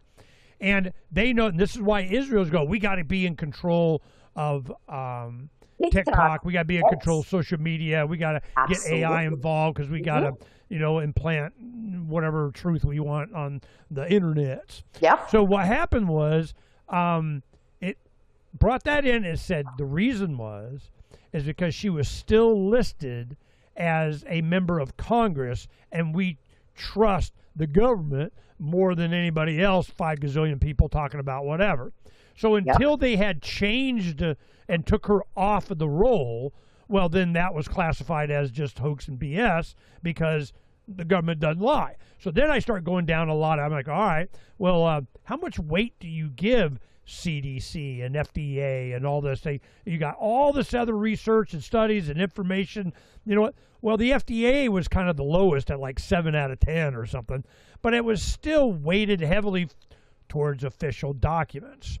And I'm going, well, hell, that's what we're up against. I trust you to anything. It's not that I don't know if it's intentionally lying, but it's definitely emphasizing information that not necessarily the truth from, the lying government. So eventually this will work its way out. I've been following this and using it for different things, really hammering on this one particular thread. But it prompted me to, one, not believe anything. I'd rather ask Sibel than Grok anyway. But, the point is that the idea that Massey and Marjorie Taylor Greene would hook up in some way, or maybe Tulsi Gabbard may do something, or maybe I'm kind of against the Iran war, J.D. Vance, and Tulsi Gabbard is being set up for the next ticket to run against Massey and Marjorie Taylor Greene. They're going to check the pulse. I agree with you. Tulsi Gabbard already is getting so much hate from the previous former MAGA supporters because she didn't stand up on Iran and everything. J.D. Vance, based on, again, the talking heads that are supported by the gods of algorithm like Tucker Carlson, Candace Owen, etc., they are giving, no, but J.D. is not one of them. Have you noticed that anytime Trump is doing this stuff on Iran, J.D. Vance is not even in the room? So they are doing the PSYOP, preparing the minds for that. But I think, again, they will do their surveys before they say, is it going to be J.D. Vance together with not Tulsi Gabbard, she's definitely getting lots of hate, somebody else, or is it going to be someone like Thomas Massey, the man they started marketing as a maverick, and Marjorie Taylor Greene? So what I'm saying, there will be at least 6, 7 of them that they are already massaging. 2 of them are going to be finalists, and both of them is for one reason. Because, and that's the positive part, okay? That's how Trump got affected. The result is bad, but it's because American people, majority of them, they want anti-establishment candidates because they are disgusted. They are awake enough to know that it's bullshit. They know that Congress is a whorehouse, okay? That it is. It's a whorehouse. Congress has done that. It's a whorehouse. They get the lobby money and they hoard themselves and the country with it, right? Okay? They have lost, trust in courts, in Congress, of course, the executive branch, the intelligence agencies. Americans, majority of them, big majority, they want anti-establishment candidates to vote for. And you want to go anti-establishment? Stop voting. Delegate and the rest of the somebody else to rule you. Yeah, I'm telling you, Sibel, this is where we're going. People are starting to understand all the stuff that we're doing. But the difference is you and I won't be co-opted. You and I won't be tricked into believing the candidates they're going to give us. Because those anti-establishment looking candidates, they're going to be just like Trump. It's going to be all fake. It's pseudo. It's almost like AI. They are not anti-establishment. Thomas Massey is not. They are just supplying what the market is demanding. And they are giving what market demands. Is there anybody? I mean, come on. You have Marjorie Taylor Greene. Her resigning from Congress, I thought was the smartest thing I ever saw a politician do. I just feel like, no, I know what's going to happen. It's going to be mud-slinging congressional district crap of whatever. Nobody's going to win this thing. It's not, I'm out. You're done. I'll run again. We're done. And when Trump comes out and calls, MIT engineer super whatever Massey a moron, and then Marjorie Taylor Greene been his freaking big cheerleader, a traitor. I'm going, what the hell is he doing? What is and then starting a war with Iran for Israel. I'm going, there is something else going on. This is just stupid on top of stupid being stupid. And I don't know. I just know that you're still voting. You think that makes a difference? I'm in Maricopa County, Arizona, ran for Secretary of State twice, ran for county recorder in charge of the elections, Congress 3 times, U.S. Senate against McCain, a bunch of other legislative, I had been there, done that, but I don't think I know. I challenged 44 election laws all the way to the Ninth Circuit, oral argument in San Francisco. I got an argument, and Maricopa County is corrupt as shit.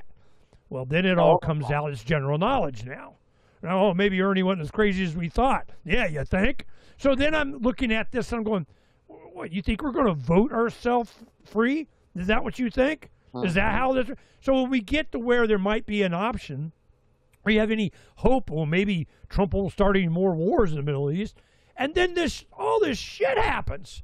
And then you're talking about Massey being co-opted, Marjorie Taylor Greene's going to do. I'm going, I hope not, but I mean, what evidence do I got that they ever stay uncorrupted? I mean, it's just so occupy the land, libertas.earth. You see me? Why I do the things the way I do? It's because there's nothing else to do. It is a individual, how many minds can you free? Exactly. And Sibel Edmonds' story of how you have someone that was, very hopeful to come to America for its freedom, like you're talking about moving anywhere around the country. It's a cultural thing. I don't even give a crap what the laws are. What's the culture like? A good friend, he was advocating his young man, moving around the world. And he's Norwegian background, and he was like 6'4". He's very tall, very light-skinned. But his favorite place at the time was Cambodia. He's going, the laws don't matter. I mean, people, they free, whatever.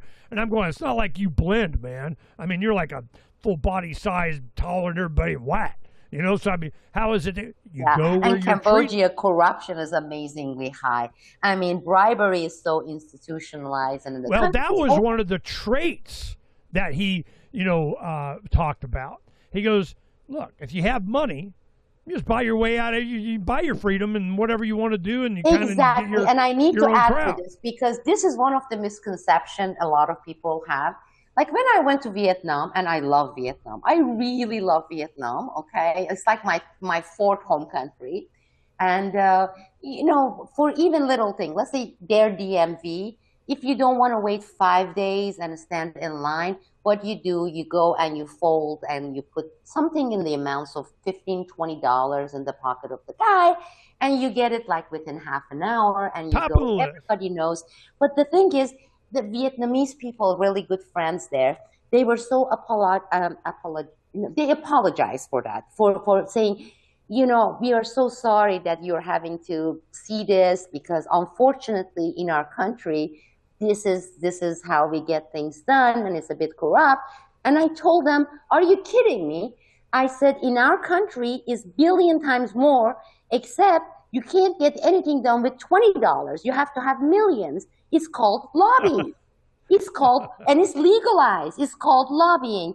I wish I could get things done with $20. I wish I could put $20 in the pocket of that person in the hospital so that I could hold my husband's hand and prevent his death. Right.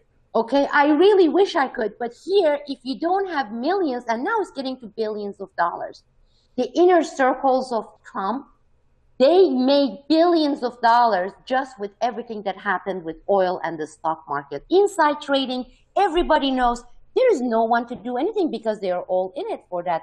But you're absolutely right. You get it done with $15, $20 here. And look how what they call middle class disappearing. You know, how they are squeezed. And that reminds me of the third world countries I have visited, I have been in.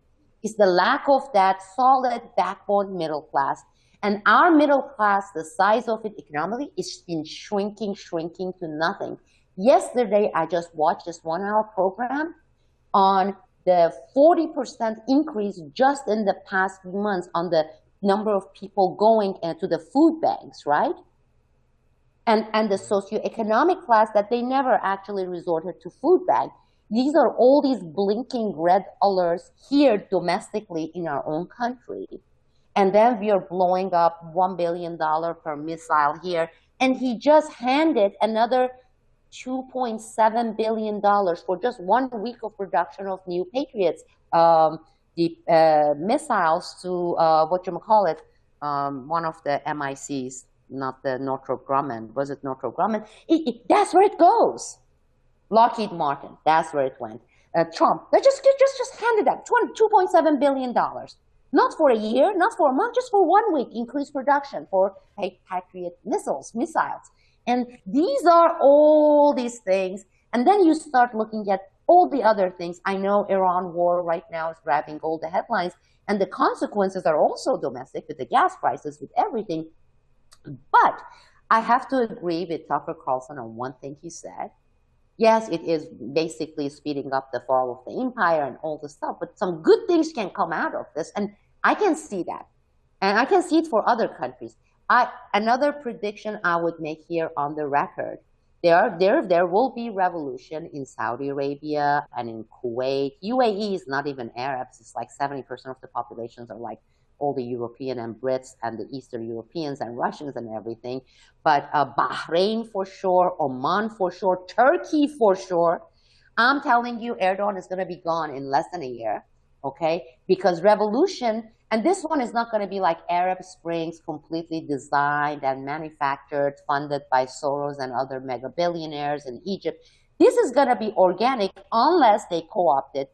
And organically speaking, they are all due because they saw the true face of what really their installed regimes are, okay? I mean, many of them already knew, but to this extent by siding with Israel. So are they going to end up with something better initially? I don't think so. I think there's going to be bloodbath. I think there's going to be internal civil wars. I think all those horrible things are going to happen because before things have a chance to get better, they always get much, much worse. And in a different way, I believe that is applicable here in the United States.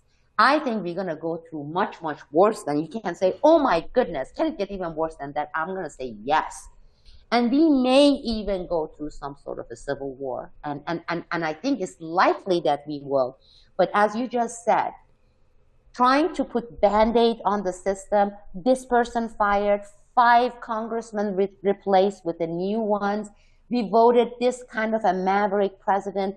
All those people who think that voting and trying to make these little Band-Aid fixes to a system that is so muddled and corrupt. You know, you just scrape it up, you just destroy it completely down to its original form of constitution and free market, and then you start from there. And in order to reach that clean slate, right, clean slate, you have to get rid of it completely and say no, because you are complying as long as you go, they prop up these candidates and you go and vote. Anybody who thinks via voting, via trying to administering some stupid, shallow Band-Aid fixes, tiny bit here on the education, tiny bit here on healthcare, that anybody is going to make anything better here, they are either, I mean, maybe they are brain dead already. Maybe they are just a lost cause, because that doesn't even have a 0.001% chance. And I'm with you on that 100%. I haven't voted. Last time I voted was Ron Paul. That was the last time I wrote in because they didn't put his name on the ballot. Alexandria, Virginia, in 2008 or 2012, and I put Ron Paul. I haven't gone to the voting booth since, and I'm not planning to go because I am not. Yeah, no, I haven't voted since 2002. Kudos to you. I ran for office. I mean, I'd run for office just, I got something to say. Give me my soapbox. But I did vote in the '08 election, but I did it as a write-in. I made my own form and wrote in Ron Paul, and put my voter ID, and that kind of crap. So I go down. I made my husband do it. Yeah.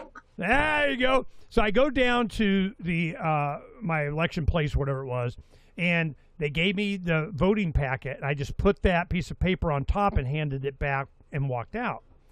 And they yelled after me, "It won't count!" And I'm like, God, man, I already did. Bite me. It was so liberating. I fight because when you go vote, it's a thing to do. You got the to-do list.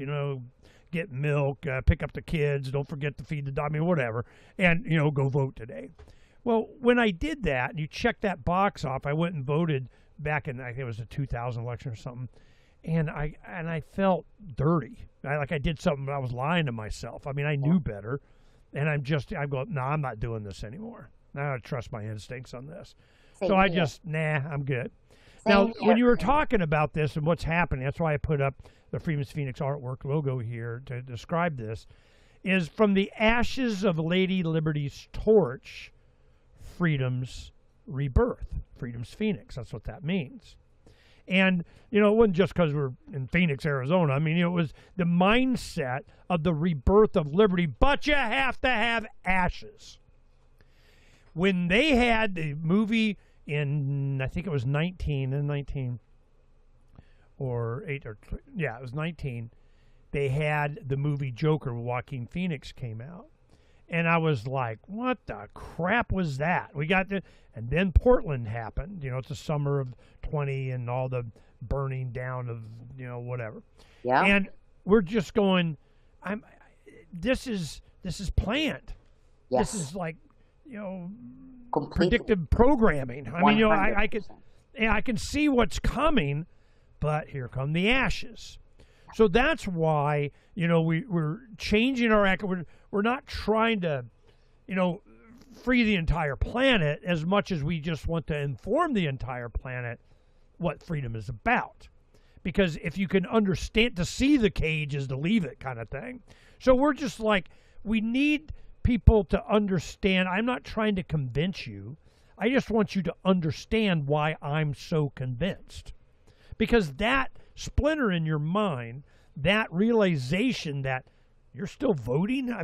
This is so run by any name or people that or someone in the news or politician or, oligarch or whatever. If you know them, it ain't them, okay? They're just vampire familiars. They're just the ones walking the street in the daytime. They're the ones that are the insulation to the real power. They're the real plan. They're the real whatever.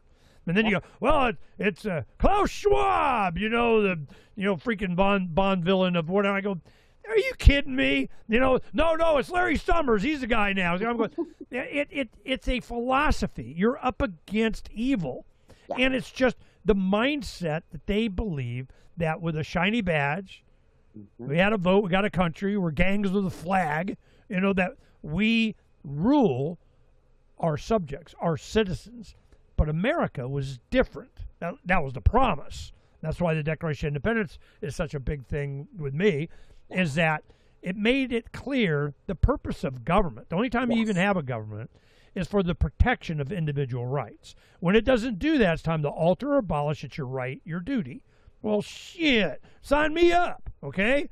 Right. I get it. I am 100% with you.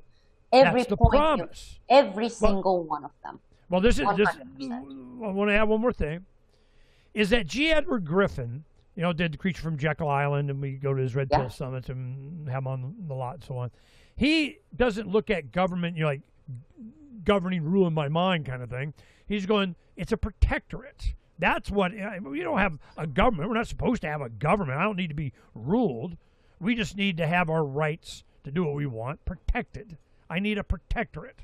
So that mindset is what we're trying to foster. We're trying to feed. Which good wolf, bad wolf, which one survives the one you feed? So we're trying to feed people with the knowledge and the understanding at a principle-based level what the purpose of government is, and it is to protect your rights and get the F out of the way. Well, what happens is when you have this big government, or government that wasn't so big, and freedom provides enormous prosperity, more so than the history of the world, oh my God, but not just for some conqueror or king or Alexander the Great or Genghis Khan or whatever the hell. It was for an entire people, the middle class of America. Your poorest American was freaking, infinitely better off than, a lot of places around the planet. So you're going, why did they come after America? Because that's where the money is. Mm-hmm. And they took and just milked the crap out of us. They create the Federal Reserve. They do the IRS. They do a bunch of regulation. And they just sucked us dry like great whites feeding on a whale carcass. And the middle class, you get this, what they call a K-shaped economy. You got the haves, the top percentage of getting everything, and everybody else just po.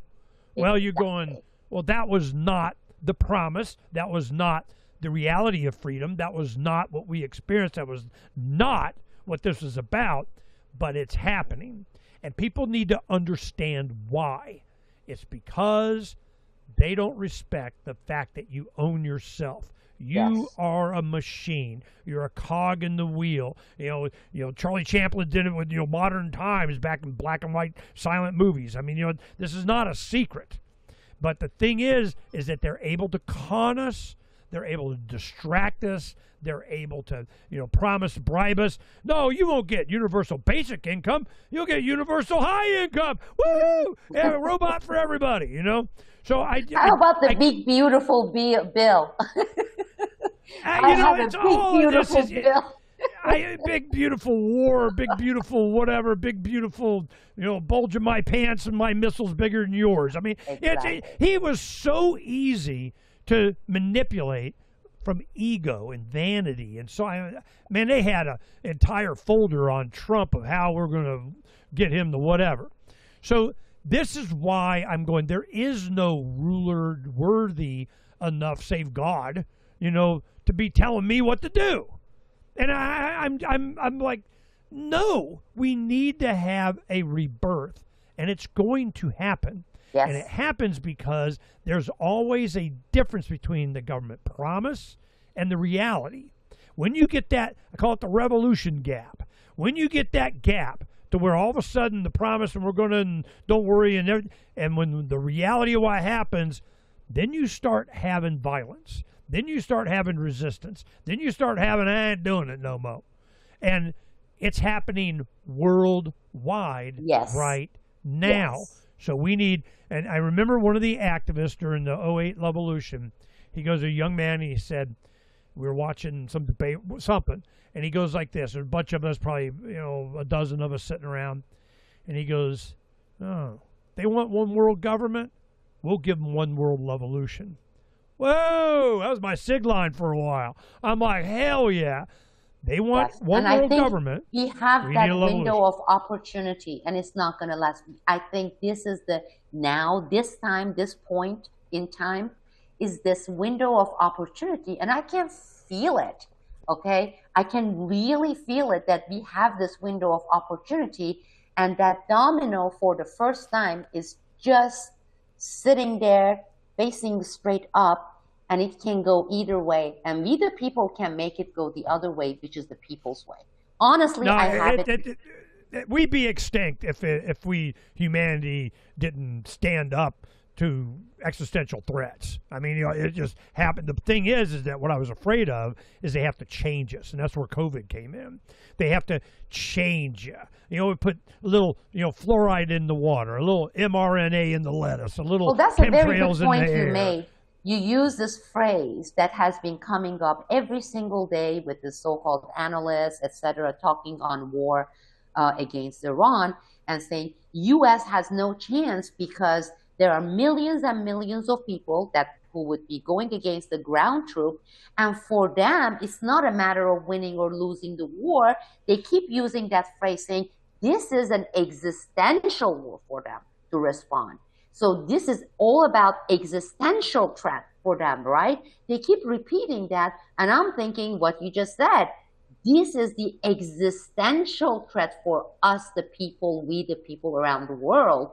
And that thing is just truly, and COVID was this drill lab that they tried to, basically they implemented around the globe. And it is. It's not a matter of, oh, we'll think about it. We are going to prepare for it. Sometime, somewhere, we're going to do it. No, the time is now. The time is right now. Because well, I'm glad you came back to get in the this fight. Is when they're weak. This is their weakest time, I believe. Yes, they may look very scary, and I think it's very symbolic in that way. You look this country that has been under sanction for 45 plus years, right? And you have the world's greatest power with the greatest technology and the greatest planes and the greatest drones, and the resistance making the entire world, people of the world, watching and saying, wow, and look who basically, I mean, all wars are disgusting. My father, he was a surgeon, he was a doctor, he was going and, helping people in the war zone. I grew up in the middle of wars. So a lot of people have this glorified version of wars, but the symbolic effect, I think, is profound. Seeing the resistance against that, and this is not only about one country against the biggest two powers, Israel and the U.S. together doing this.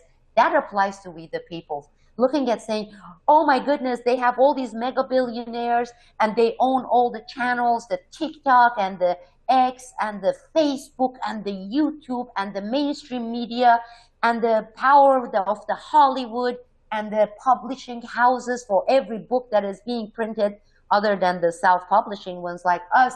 They are just decided by these, the same deep state, and making it like we are ants. We have no power. There is nothing we can do. It is just so hopeless. Looking at this resistance just in this particular war is that opportunity, window of opportunity, saying now exactly that's what we're going to be doing, we the people against our government. 380 million people. And honestly, you think about it, that also is like, oh, they can use the military. Well, again, that is a logical fallacy. Those people are human beings too, the ones who are right now. But how many of those do you think are going to be siding with the government coming after us? Sure, there are a lot of brainwashed ones. But to make it so, that's exactly what they want. They want us to see ourselves as this helpless little ants, and they are these giants, and we don't have a chance. It's like, well, what can I do? What can I do? I mean, I'm so sick. Let me ask you something. Do you think that when they did COVID or they did these wars and you had this opposition, do they think, yeah, see, we got, vast majority and it worked and we got to shut it down and we did, and the shells went bare and we got, and then a bunch of people made a bunch of money and a certain kind of whatever, and then, yeah, there were some dissidents, but we'll take care of them later? Or do you think they went, damn, there was, some people that knew there's somebody that didn't like it. They were way more effective in their opposition than we give them credit for. They just won't go away, and now they're being proven right by statistics and guns. So what do you think their mindset was? Things. One thing they won is, or they lost? The first point I want to make, because I was overseas when it started, okay, Greece, Turkey, and everything. The only country that there was such a thing as resistance was the United States of America. There was it because of our 50-state thing? Is that has something? I think a lot of people around the world got an education that United States of America were 50 individual states that weren't as united as they thought. Everybody, I had friends and acquaintances who would, in other countries, right?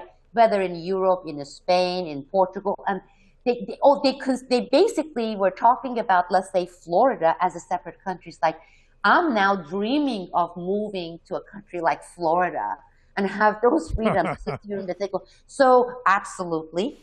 So there is that one. But the fact that the resistance, let me give you an example. I produced the audio tape for my book,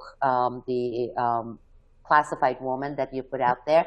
So I worked with this guy. He's a first generation immigrant from Sicily, Italy. He moved to the United States 8-9 years ago.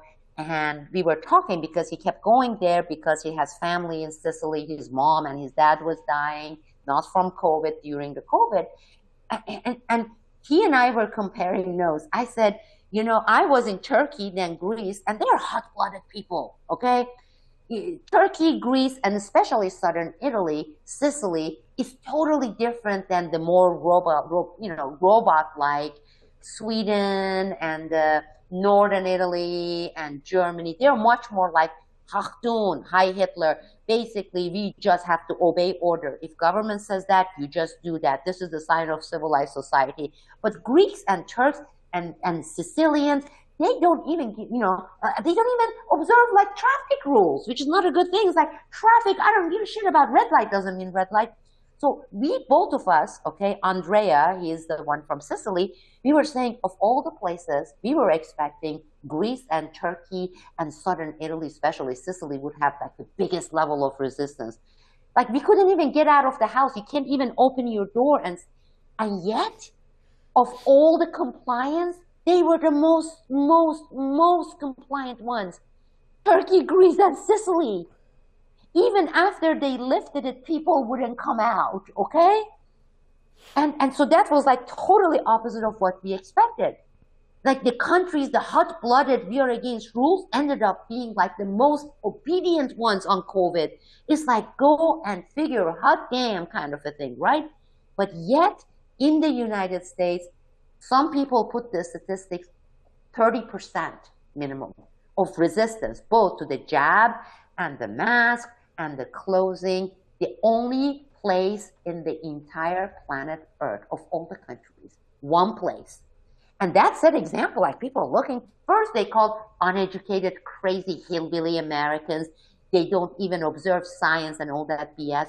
But, my aunt died at the age 65. She didn't die from COVID. She got triple jab, right? Despite me begging her not to do it in Turkey. One of them was like the European one. The two of them was the US ones.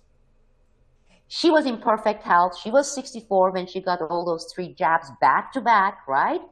And no pre-existing, nothing. Within 1 year after the 3rd jab, she developed this, this lung disease, and she never had smoke. She had zero issue. The thickening of the lung, and there are like these black signs appearing all over your lung, right? So she went and they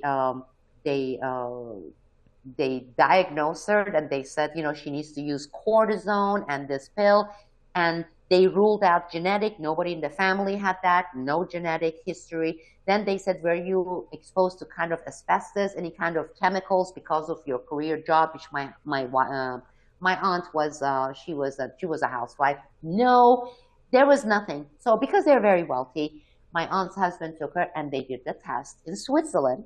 And the doctor said there, the only possible reason that seems to be most likely, because we haven't seen, we have seen so many other cases with exactly the same thing, no genetic factors, no stuff, is the same thing with the vaccines, the COVID vaccines, that causes the thickening of the walls in the heart and causes these heart stuff.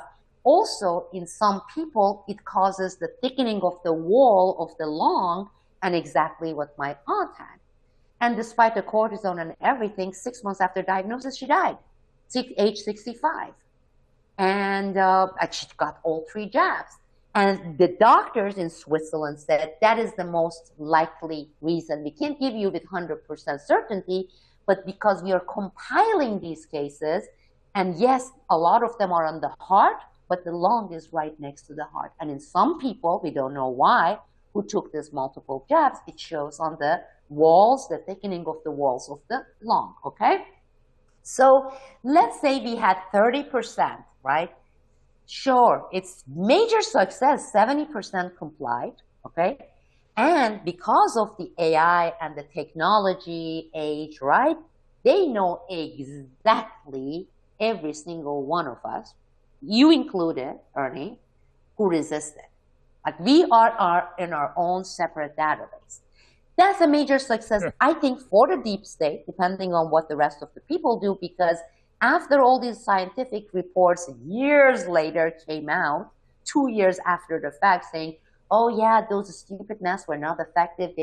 No, the vaccine had this. No, in fact, we have dismantled. There are investigations for against.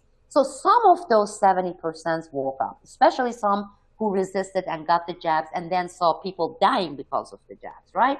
So let's say make that 30%, 45%. I'm just throwing numbers here. This is not scientific. But even if you look at 30%, Ernie, they know exactly who those 30% are. You and me and Donna and, every single one of us. And then what are they going to identified. do? There's going to be, I mean, we hear this threat from the dead. Well, we get in charge, all you MAGA, all you conservative, all you libertarian, we're going to get some. And bring it. I mean, it really is going to be a short Civil War. But it was the opposition in America. I'll just show you some of the stuff I have. What we did is this is what we had. We had a tag car that we brought with us, that we drove around, and we would go from area to area to area to do this. We knew how to make the signs. We had all the materials. Somebody'd have a garage. This was in Michigan. Some guys wanted opposition to, and then put up the signs and how we laser cut the stencils to do all the Liberty wears no mask, and these young people out there doing signs. You want to do signs? We'll go do signs. Support first responders, say no to mandatory shots. We had to get the grammar right and change it to who. You did it wrong, so we fix that. But so we would make gazillions of these signs, and we go everywhere. We put them in front of, like this one, we put in front of the fire department and police department and all that, and put them in front of hospitals and a lot of different messages. I want to see your smile. We were against, hugs over masks was a Canadian thing we were helping with, and and they wanted to do signs and stencils expose Bill Gates. I mean, they were going after him. Like, okay, and this is the material that we used and how we did it, and me doing the show from the road. And I so respect this. So this was, a lot of things that, and we would just for years we went back and forth, and people would find us. People would, hey, are you guys do? Well, we want you to come over and do and what? So we would, but it was a recognition that there was a lot of people that did not support, what was going on. They were like, nope, nope, nope, nope, nope, nope, nope. Well, I don't know why it was America, other than I guess they hadn't gotten to where they shoot you. I mean, they were threatening you like all hell. But we went everywhere. None of this anywhere else in the world, Ernie, anywhere else. That's the part that Europeans, when you talk to them, when you're overseas, they say what they call, okay, that's uniquely Americans. And even though we sometimes criticize it, that comes from individualism. That does not exist in these collective societies. Which is libertas.earth, that the philosophy of liberty is that you own yourself. That's the root of all of this stuff. That's the point that I'm trying to make, is that if you can get the splinter in the mind to people that they hey, I'm not a slave. I'm not born a serf. I'm not, and people need to get educated that, they're exempt from liability. I mean, freeway overpasses, and we made these stencils with lasers, and we would ship them to anybody that asked for them. Like, this is a farmer in Missouri that, he just painted cardboard, and he took these and he started making a whole bunch of it, him and his family and his kids, and doing it, and all of a sudden, boom, they get all creative, and, so this is what I do. I'm a street activist. You cannot censor a sign. You cannot censor a decentralized network. You cannot stop, the expression of an opinion, the people that will not be silenced. And, I knew what was going to happen. Why? because we had done it with the Lovolution. We had done it here in Arizona before.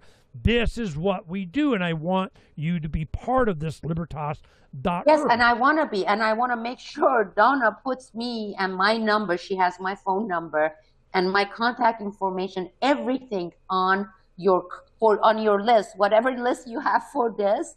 Please put me and my daughter in there because I will absolutely this is how you do it. you. This is it. Watch this. Here we go.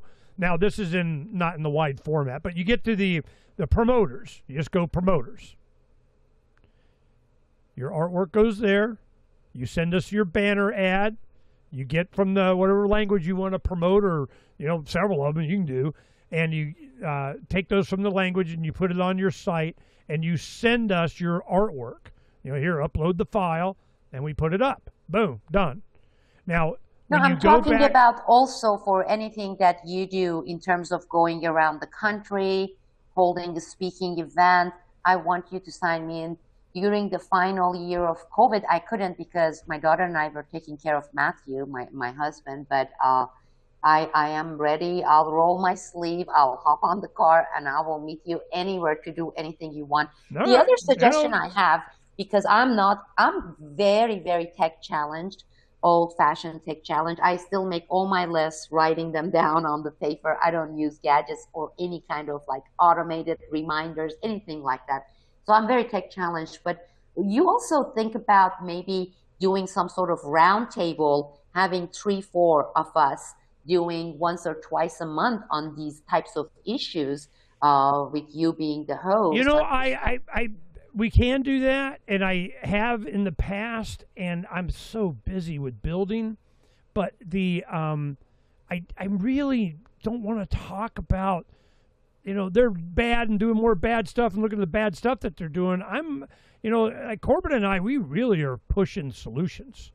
Give me something that, I want. So you go to the language, and I think this is not the right language here. I got to tell her to fix that. But this is Farsi, and these banners here, or you can, whatever you want to do the language, and that's where you get the banners, and then send us your stuff and we'll get you up. But that's really going to be the main place for us promoting the promoters, people that are actually doing real stuff.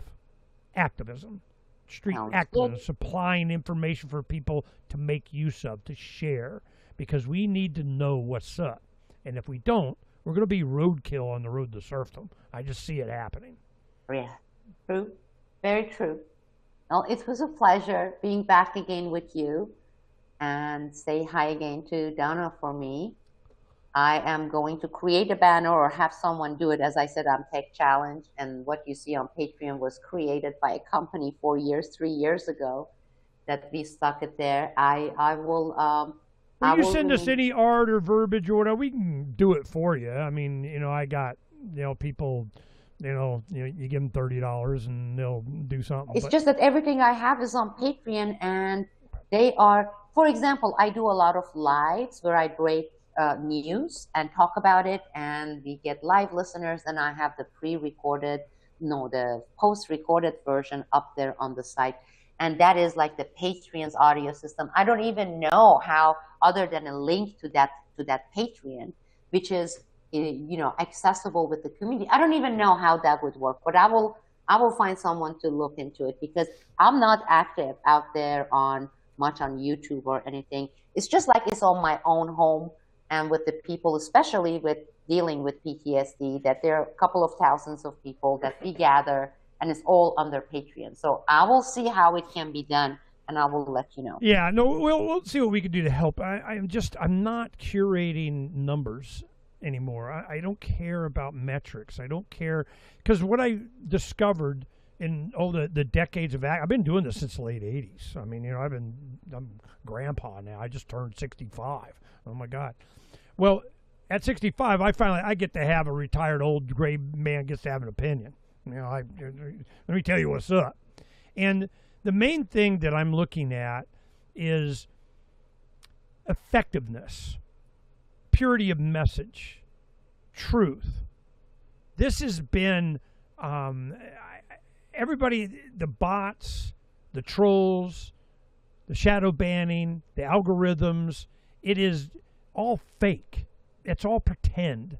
It's all creating, a support strike. We went through this with COVID. This is a neon flashing example of everybody got to see.